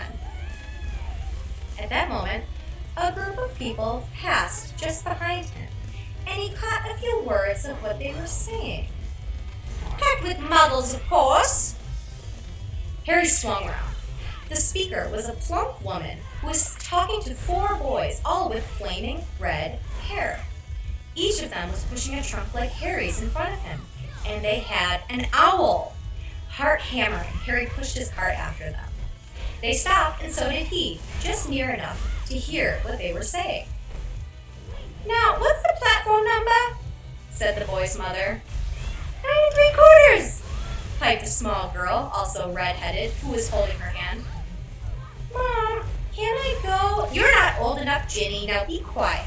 All right, Percy, you go first. What looked like the oldest boy marched toward platforms 9 and 10. Harry watched, careful not to blink in case he missed it, but just as the boy reached the dividing barrier between the 2 platforms, a large crowd of tourists came swarming in front of him, and by the time the last backpack had cleared away, the boy had vanished. Fred, you next. I'm not Fred, I'm George. Said the boy. Honestly, woman, you call yourself our mother. Can't you tell I'm George? Sorry, George, dear, Only joking, I am Fred. said the boy, and off he went. His twin called after him to hurry up, and he must have done so, because a second later, he had gone. And how had he done it? Now, the third brother was walking briskly toward the barrier. He was almost there, and then, quite suddenly, he wasn't anywhere. There was nothing else for it. There was nothing else for it. Excuse me, Harry said to the plump woman. Hello, dear, she said. First time at Hogwarts? Ron's new, too. She pointed at the last and youngest of her sons. He was tall, thin, and gangling with freckles, big hands and feet, and a long nose. Yes, said Harry. The thing is, I don't know how to get onto the platform, she said kindly, and Harry nodded. Not to worry, all you have to do is walk straight at the barrier between platforms 9 and 10. Don't stop, and don't be scared you'll crash into it. That's very important. Best to do at a bit of a run if you're nervous. Go on, go now before Ron. Okay, said Harry. He pushed his trolley around and stared at the barrier. It looked very solid. He started to walk toward it. People jostled him on their way to platforms 9 and 10. Harry walked more quickly. He was going to smash right into that barrier and then he'd be in trouble. Leaning forward on his cart, he broke into a heavy run. The barrier was coming nearer and nearer. He wouldn't be able to stop. The cart was out of control. He was a foot away. He closed his eyes, ready for the crash. It didn't come. He kept on running. He opened his eyes. A scarlet steam engine was waiting next to a platform packed with people. A sign overhead said Hogwarts Express, 11 o'clock. Harry looked behind him and saw a wrought iron archway where the barrier had been, with the words platform 9 3/4 on it. He had done it. Smoke from the engine drifted over the heads of the chattering crowd, while cats of every color wound here and there between their legs. Owls hooted to one another in a disgruntled sort of way over the babble and the scraping of heavy trunks. The first few carriages were already packed with students, some hanging out of the window to talk to their families, some fighting over seats. Harry pushed his cart off down the platform in search of an empty seat. He passed a round-faced boy who was saying, Man, I've lost my toad again. Oh, Neville! He heard the old woman sigh. A boy with dreadlocks was surrounded by a small crowd. Give us a look, Lee, go on! The boy lifted the lid of a box in his arms, and the people around him shrieked and yelled as something inside poked out a long, hairy leg. Harry pressed on through the crowd until he found an empty compartment near the end of the train. He put Hedwig inside first, and then started to shove and heave his trunk toward the train door. He tried to lift it up the steps but could hardly raise one end, and twice he dropped it painfully on his foot. It was one of the red-haired twins he followed through the barrier. "Yes, please," Harry panted. Boy, Fred, come here and help. With the twins' help, Harry's trunk was at last tucked away in a corner of the compartment. "Thanks," said Harry, pushing his sweaty hair out of his eyes. What's that? Said one of the twins suddenly, pointing at Harry's lightning scar. Boy, Said the other twin. are you? He is. Said the first twin. Aren't you? He added to Harry. "What?" said Harry. Harry Potter. Chorused the twins. "Oh, him," said Harry. "I mean, yes, I am." The two boys gawked at him, and Harry felt himself turning red. Then, to his relief, a voice came floating in through the train's open door. "Fred, George, are you in there?" Coming, Mom. With a last look at Harry, the twins hopped off the train. Harry sat down next to the window where, half hidden, he could watch the red-haired family on the platform and hear what they were saying. Their mother had just taken out her handkerchief. "Ron, you've got something on your nose." The youngest boy tried to jerk out of the way, but she grabbed him and began rubbing the end of his nose. Come off. He wriggled free. Has Uncle Ronnie got something on his nose? Said one of the twins. Help! Said Ron. "Where's Percy?" said their mother. He's coming now. The oldest boy came striding into sight. He had already changed into his billowing black Hogwarts robes, and Harry noticed a shiny silver badge on his chest with the letter P on it. "Can't stay long, Mother," he said. "I'm up front. The prefects have got 2 compartments to themselves."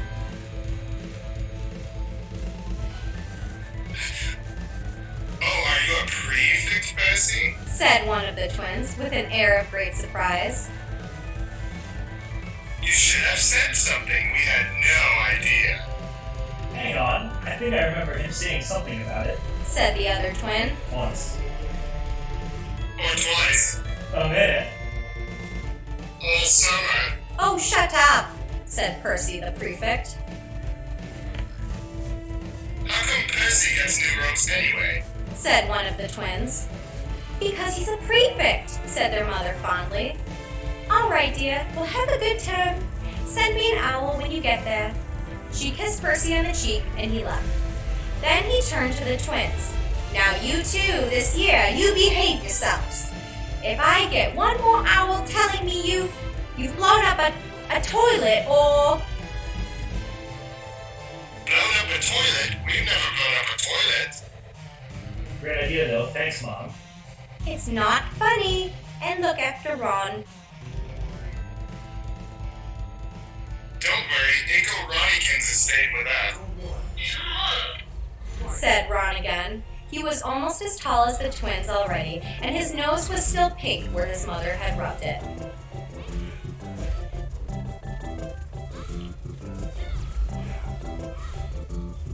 Hey, Mom, guess what? Guess who we just met on the train? Harry leaned back quickly so they couldn't see him looking.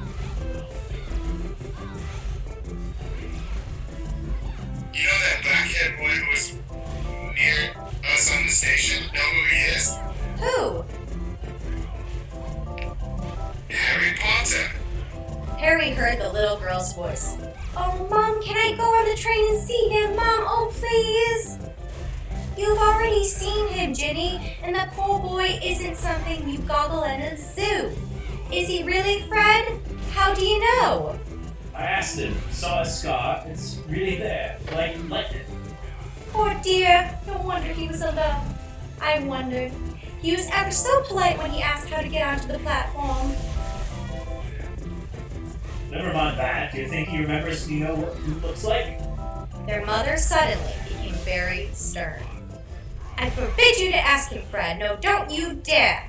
As though he needs reminding of that on his first day at school. All right, keep your hair on. A whistle sounded. Hurry up, the mother said, and the three boys clambered onto the train. They leaned out the window for her to kiss them goodbye, and their younger sister began to cry. Don't worry, Jenny. We'll send you lots of owls. We'll send you a Hogwarts toilet seat. George! Only joking, Mom. The train began to move. Harry saw the boys' mother waving and their sister, half laughing, half crying, running to keep up with the train until it gathered too much speed. Then she fell back and waved. Harry watched the girl and her mother disappear as the train rounded the corner. Houses flashed past the window. Harry felt a great leap of excitement. He didn't know where he was going to, but it had to be better than what he was leaving behind. The door of the compartment slid open, and the youngest red-headed boy came in. Anyone sitting there? He asked, pointing at the seat opposite Harry. Everywhere else is full. Harry shook his head, and the boy sat down. He glanced at Harry and then looked quickly out at the window, pretending he hadn't looked. Harry saw he still had a black mark on his nose. Hey, Ron. The twins were back. Listen, we're going down the middle of the train. Lee Jordan's got a giant tarantula down there. Right. Mumbled Ron. Hey, Said the other twin. did we introduce ourselves? Fred and George Weasley, and this is Ron, our brother. See you later, then. Bye, said Harry and Ron. The twins slid the compartment door shut behind them. Are you really Harry Potter? Ron blurted out. Harry nodded. Well, I thought it might be one of Fred and George's jokes. Said Ron. And have you really got, He pointed at Harry's forehead. Harry pulled back his bangs to show the lightning star. Ron stared. So that's where, who? Yes, said Harry, but I can't remember it. Nothing? Said Ron eagerly. Well, I remember a lot of green light, but nothing else, Wow. said Ron. He sat and stared at Harry for a few moments then, and then, as though he had suddenly realized what he was doing, he looked quickly out of the window again. Are all of your family wizards? Asked Harry, who found Ron just as interesting as Ron found him. Yes, I think so. Said Ron. I think Mom's got a second cousin who's an accountant, but we never talk about him. So you must know loads of magic already. The Weasleys were clearly one of those old wizarding families the pale boy in Diagon Alley had talked about, I heard you went to live with Muggles. said Ron. What are they like? Horrible. Well, not all of them. My aunt and uncle and cousin are, though. Wish I'd had 3 wizard brothers, 5. said Ron. For some reason, he was looking gloomy. I'm the 6th in our family to go to Hogwarts. You could say I've got a lot to live up to. Bill and Charlie have already left. Bill was head boy, and Charlie was captain of Quidditch. Now Percy's a prefect. Fred and George mess around a lot, but they still get really good marks, and everyone thinks they're really funny. Everyone expects me to do as well as the others, but if I do, it's no big deal, because they did it first.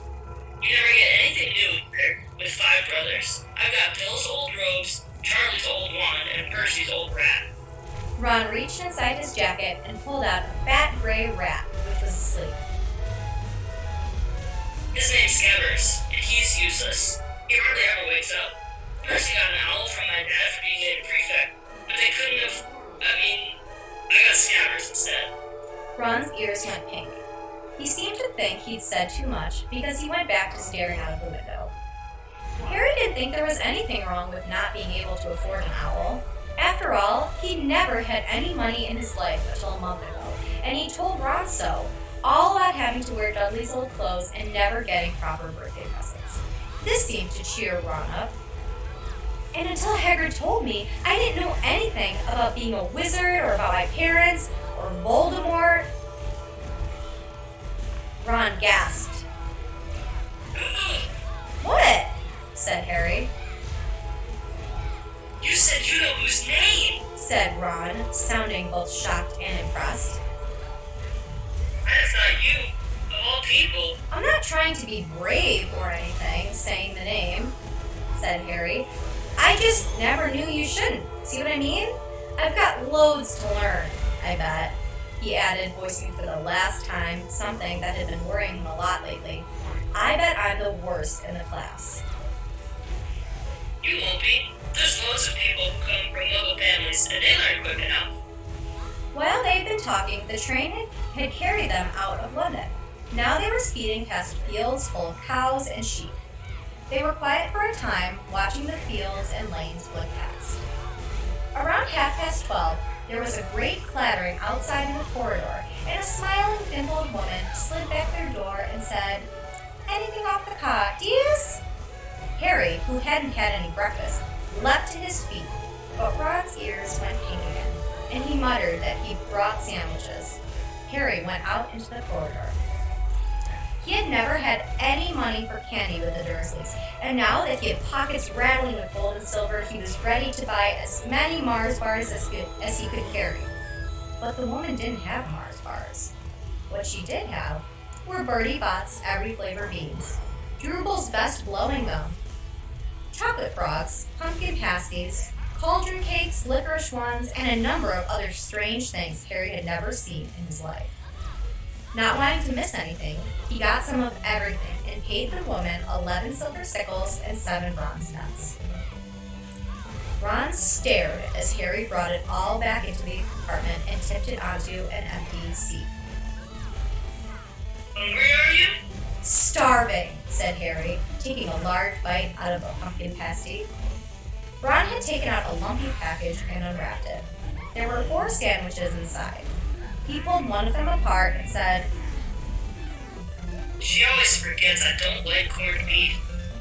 "Swap you for one of these," said Harry, holding up a pasty. "Go on," You don't want this, it's all dry. said Ron.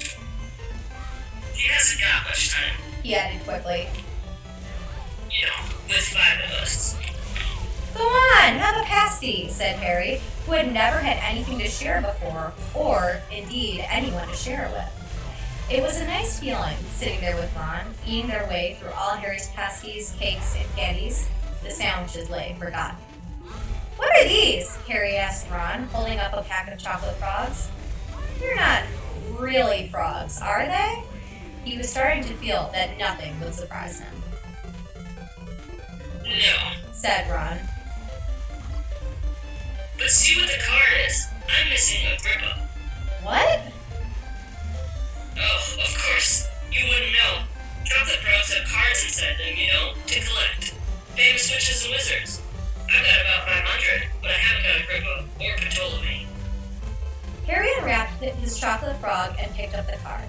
It showed a man's face. He wore half-moon glasses, had a long, crooked nose, and flowing silver hair, beard, and mustache. Underneath the picture was the name Albus Dumbledore. "So this is Dumbledore," said Harry. Don't tell me you've never heard of Dumbledore. Said Ron. Can I have a frog?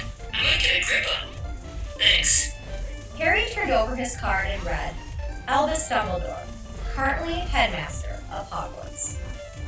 Considered by many the greatest wizard of modern times, Dumbledore is particularly famous for his defeat of the dark wizard Grindelwald in 1945, for the discovery of the 12 uses of dragon's blood, and his work on alchemy with his partner Nicholas Flamel. Professor Dumbledore enjoys chamber music and 10-pin bowling. Harry turned the card back over and saw, to his astonishment, that Dumbledore's face had disappeared. "He's gone!" Well, you can't expect him to run around all day, said Ron. He'll be back. No, I've got Morgana again, and I've got about 6 of her. Do you want it? You can start Ron's eyes strayed to the pile of chocolate frogs waiting to be unwrapped. "Help yourself," said Harry.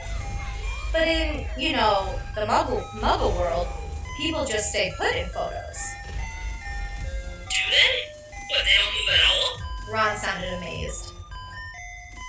Weird. Harry stared as Dumbledore sidled back into the picture on his card and gave him a small smile. Ron was more interested in eating the frogs than looking at the famous witches and wizards' cards, but Harry could not keep his eyes off them. Soon, he had not only Dumbledore and Morgana, but Hengist of Woodcroft, Albera Grunion, Cersei, Paracelsus, and Merlin. He finally tore his eyes away from the druidess Theodna, who was scratching her nose, to open a bag of Bertie Bott's every flavor beans.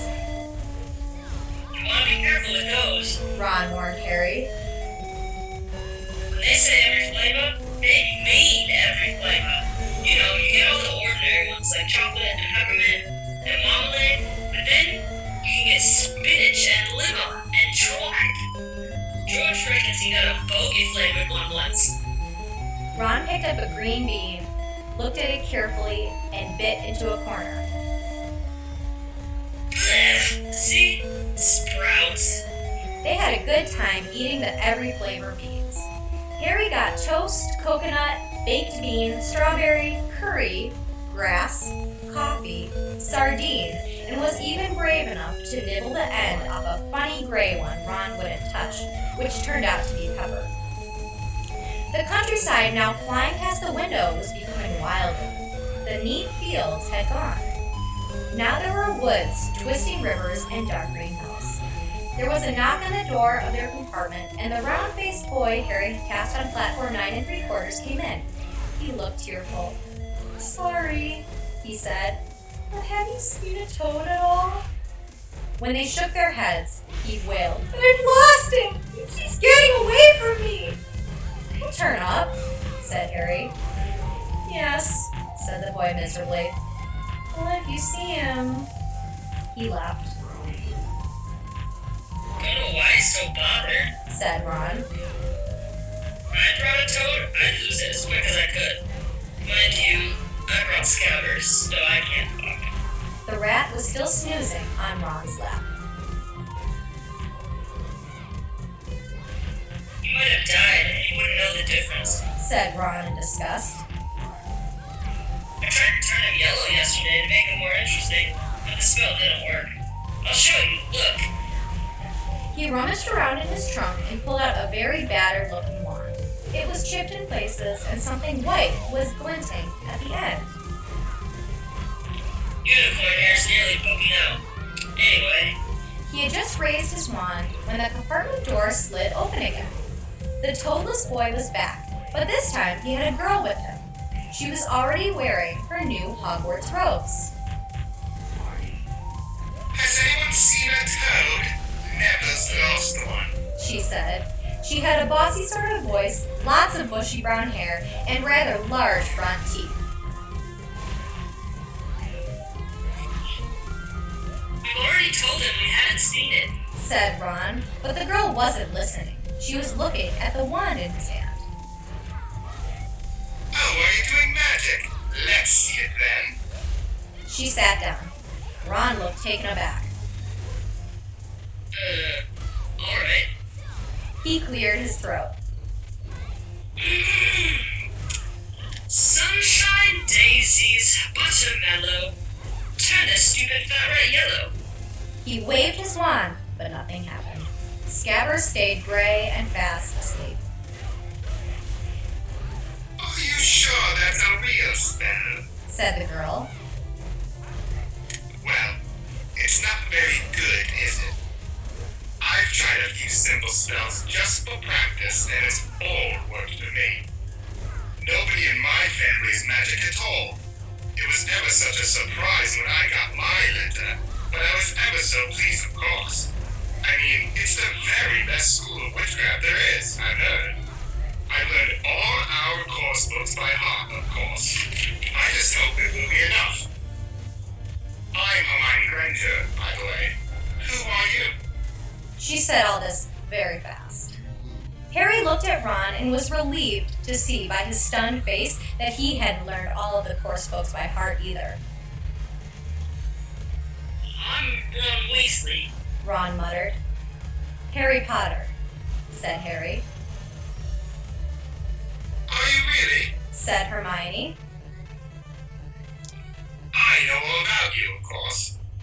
I've got a few extra books for background reading, and you're in Modern Magical History and The Rise and Fall of the Dark Arts and Great Wizarding Events of the 20th Century.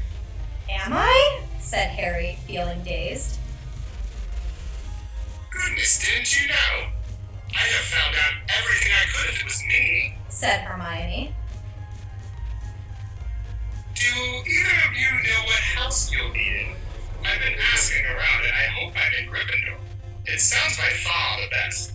I hear Dumbledore himself was in it, but I suppose Ravenclaw wouldn't be too bad. Anyway, we better go and look for Neville's Toad. You two had better change, you know. I expect we'll be there soon. And she left, taking the toadless boy with her. Whatever house I'm in, I hope she's not in it. Said Ron. He threw his wand back into his trunk. Stupid spell. George gave it to me. Bet he knew it was a dud. What house are your brothers in? Asked Harry. Gryffindor. Said Ron. Gloom seemed to be settling on him again. Mom and Dad were in it too. I don't know what they'll say if I'm not. I don't suppose Ravenclaw would be too bad. But imagine if they put me in Slytherin. That's the house I mean, you know who was in? Yeah. Said Ron. He flopped back into his seat, looking depressed.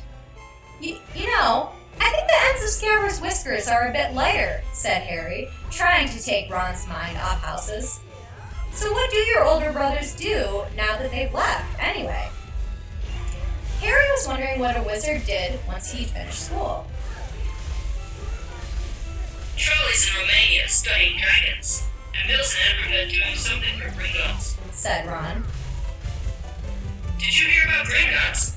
It's been all over the Daily Prophet, but I don't suppose you get that with the Muggles. Someone tried to rob a high-security vault. Harry stared. Really? What happened to them? Nothing. That's why it's such big news. They haven't been gone. My dad says it must have been a powerful dark wizard to get around Gringotts. They don't think they took anything. That's what's odd. Of course, everyone gets scared when something like this happens, in case you know who's behind it. Harry turned this news over in his mind. He was starting to get a prickle of fear every time "you know who" was mentioned. He supposed this was all part of entering the magical world, but it had been a lot more comfortable saying Voldemort without worrying. What's your Quidditch team? Ron asked. I don't know any, Harry confessed. What? Ron looked dumbfounded. Oh, you wait. It's the best game in the world. And he was off, explaining all about the 4 balls and the positions of the 7 players, describing famous games he'd been to with his brothers and the broomstick he'd like to get if he had the money. He was just taking Harry through the finer points of the game when the compartment door slid open yet again. But it wasn't Neville the Toadless Boy or Hermione Granger this time. 3 boys entered, and Harry recognized the middle one at once. It was the pale boy from Madame Malkin's robe shop. He was looking at Harry with a lot more interest than he'd shown back in Diagon Alley. "Is it true?" he said. "They're saying all down the train that Harry Potter's in this compartment. So it's you, is it?" "Yes," said Harry. He was looking at the other boys. Both of them were thick-set and looked extremely mean. Standing on either side of the pale boy, they looked like bodyguards. "Oh, this is Crabbe and this is Goyle," said the pale boy carelessly, noticing where Harry was looking. "And my name's Malfoy, Draco Malfoy." Ron gave a slight cough, which might have been hiding a snigger. Draco Malfoy looked at him. "Think my name's funny, do you?" No need to ask who you are. My father told me all about the Weasleys, with red hair, freckles, and more children than they can afford. He turned back to Harry. You'll soon find out some wizarding families are much better than others, Potter. You don't want to go making friends with the wrong sort. I can help you there. He held out his hand to shake Harry's, but Harry didn't take it. I think I can tell who the wrong sort are for myself, thanks, he said coolly. Draco Malfoy didn't go red, but a pink tinge appeared in his pale cheeks. I'd be careful if I were you, Potter, he said slowly. Unless you're a bit politer, you'll go the same way as your parents. They didn't know what was good for them either. You hang around with riffraff like the Weasleys and that Hagrid, and it'll rub off on you. Both Harry and Ron stood up. Say that again. Ron said, his face as red as his hair. Oh, you're going to fight us, are you? Malfoy sneered. Unless you get out now, said Harry, more bravely than he felt, because Crabbe and Goyle were a lot bigger than him or Ron. But we don't feel like leaving, do we, boys? We've eaten all our food, and you still seem to have some. Goyle reached for the chocolate frogs next to Ron. Ron leapt forward, but before he'd so much as touched Goyle, Goyle let out a horrible yell. Scabbers the rat was hanging off his finger, sharp little teeth sunk deep into Goyle's knuckle. Crabbe and Malfoy backed away as Goyle swung Scabbers round and round, howling, and when Scabbers finally flew off and hit the window, all three of them disappeared at once. Perhaps they thought there were more rats lurking around the suites, or perhaps they'd heard footsteps because a second later, Hermione Granger had come in. What has been going on? She said, looking at the sweets all over the floor and Ron picking up Scabbers by his tail. I think he's been knocked out. Ron said to Harry. He looked closer at Scabbers. No, I don't believe it. He's gone back to sleep. And so he had. You've met Malfoy before. Harry explained about their meeting in Diagon Alley.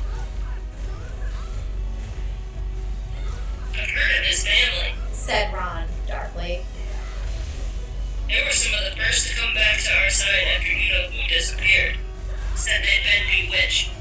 My dad doesn't believe it. He says Malfoy's father didn't need an excuse to go over to the dark side. He turned to Hermione.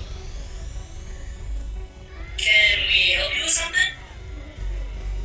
You'd better hurry up and put your robes on. I've just been up to the front to ask the conductor, and he says we're nearly there. You haven't been fighting, have you? You'll be in trouble before we even get there. Scabbers has been fighting, not us. Said Ron, scowling at her. Would you mind leaving while we change? All right. I only came in here because people outside are behaving very childishly, racing up and down the corridors. Said Hermione in a sniffy voice.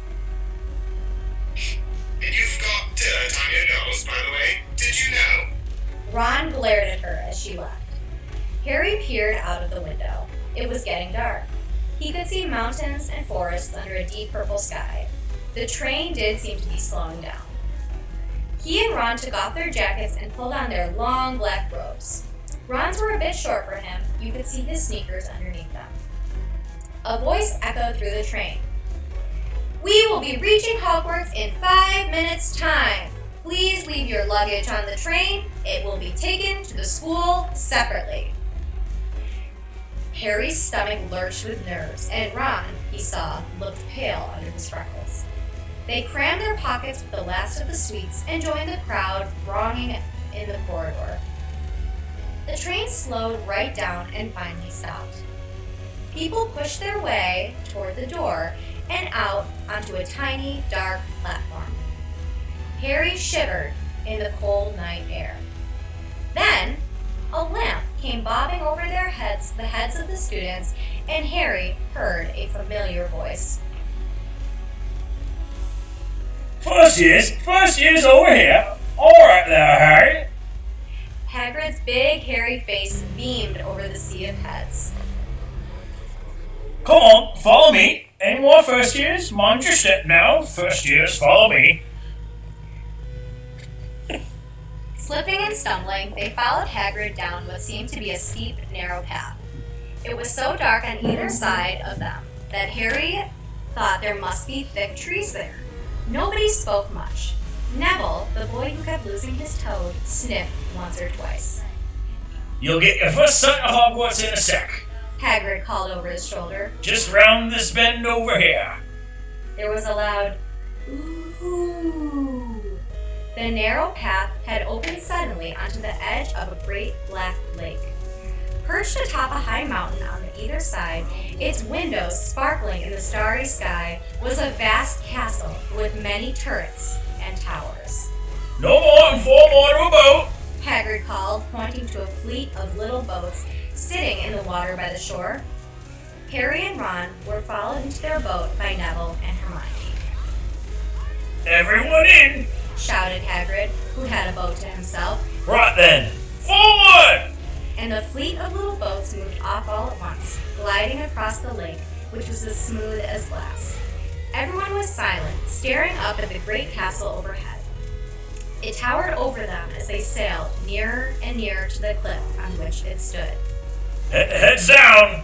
Yelled Hagrid as the first boats reached the cliff. They all bent their heads, and the little boats carried them through a curtain of ivy that hid a wide opening in the cliff face. They were carried along a dark tunnel, which seemed to be taking them right underneath the castle, and they reached a kind of underground harbor, where they clambered out onto rocks and pebbles. Oi! You there! Is this your toad?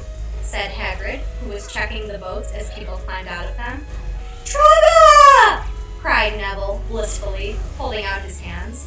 Then they clambered up a passageway in the rock after Hagrid's lamp, coming out at last onto smooth, damp grass right in the shadow of the castle. They walked up a flight of stone steps and crowded around the huge oak front door. Everyone here? You there? Still got your toad? Hagrid raised a gigantic fist and knocked 3 times on the castle door. And that is the end of Chapter 6. Very excited to have our special guests, Chris and Jess. You guys did a phenomenal job. And of course, one of our amazing special guests, my husband, John. It's so fun doing this kind of thing, especially with friends. You might have been seeing that we were having a lot of fun. So anytime you can do this with a friend, whether it's Harry Potter, whether it's your favorite book, chapter book, anything like it, do it, read it over and over again, and as always, have a great time reading. Thanks again, Chris and Jess. We love you, Mrs. Jones. Thank you, Mrs. Jones. Stay warm in Buffalo, and for the rest of you guys, keep reading. Bye-bye.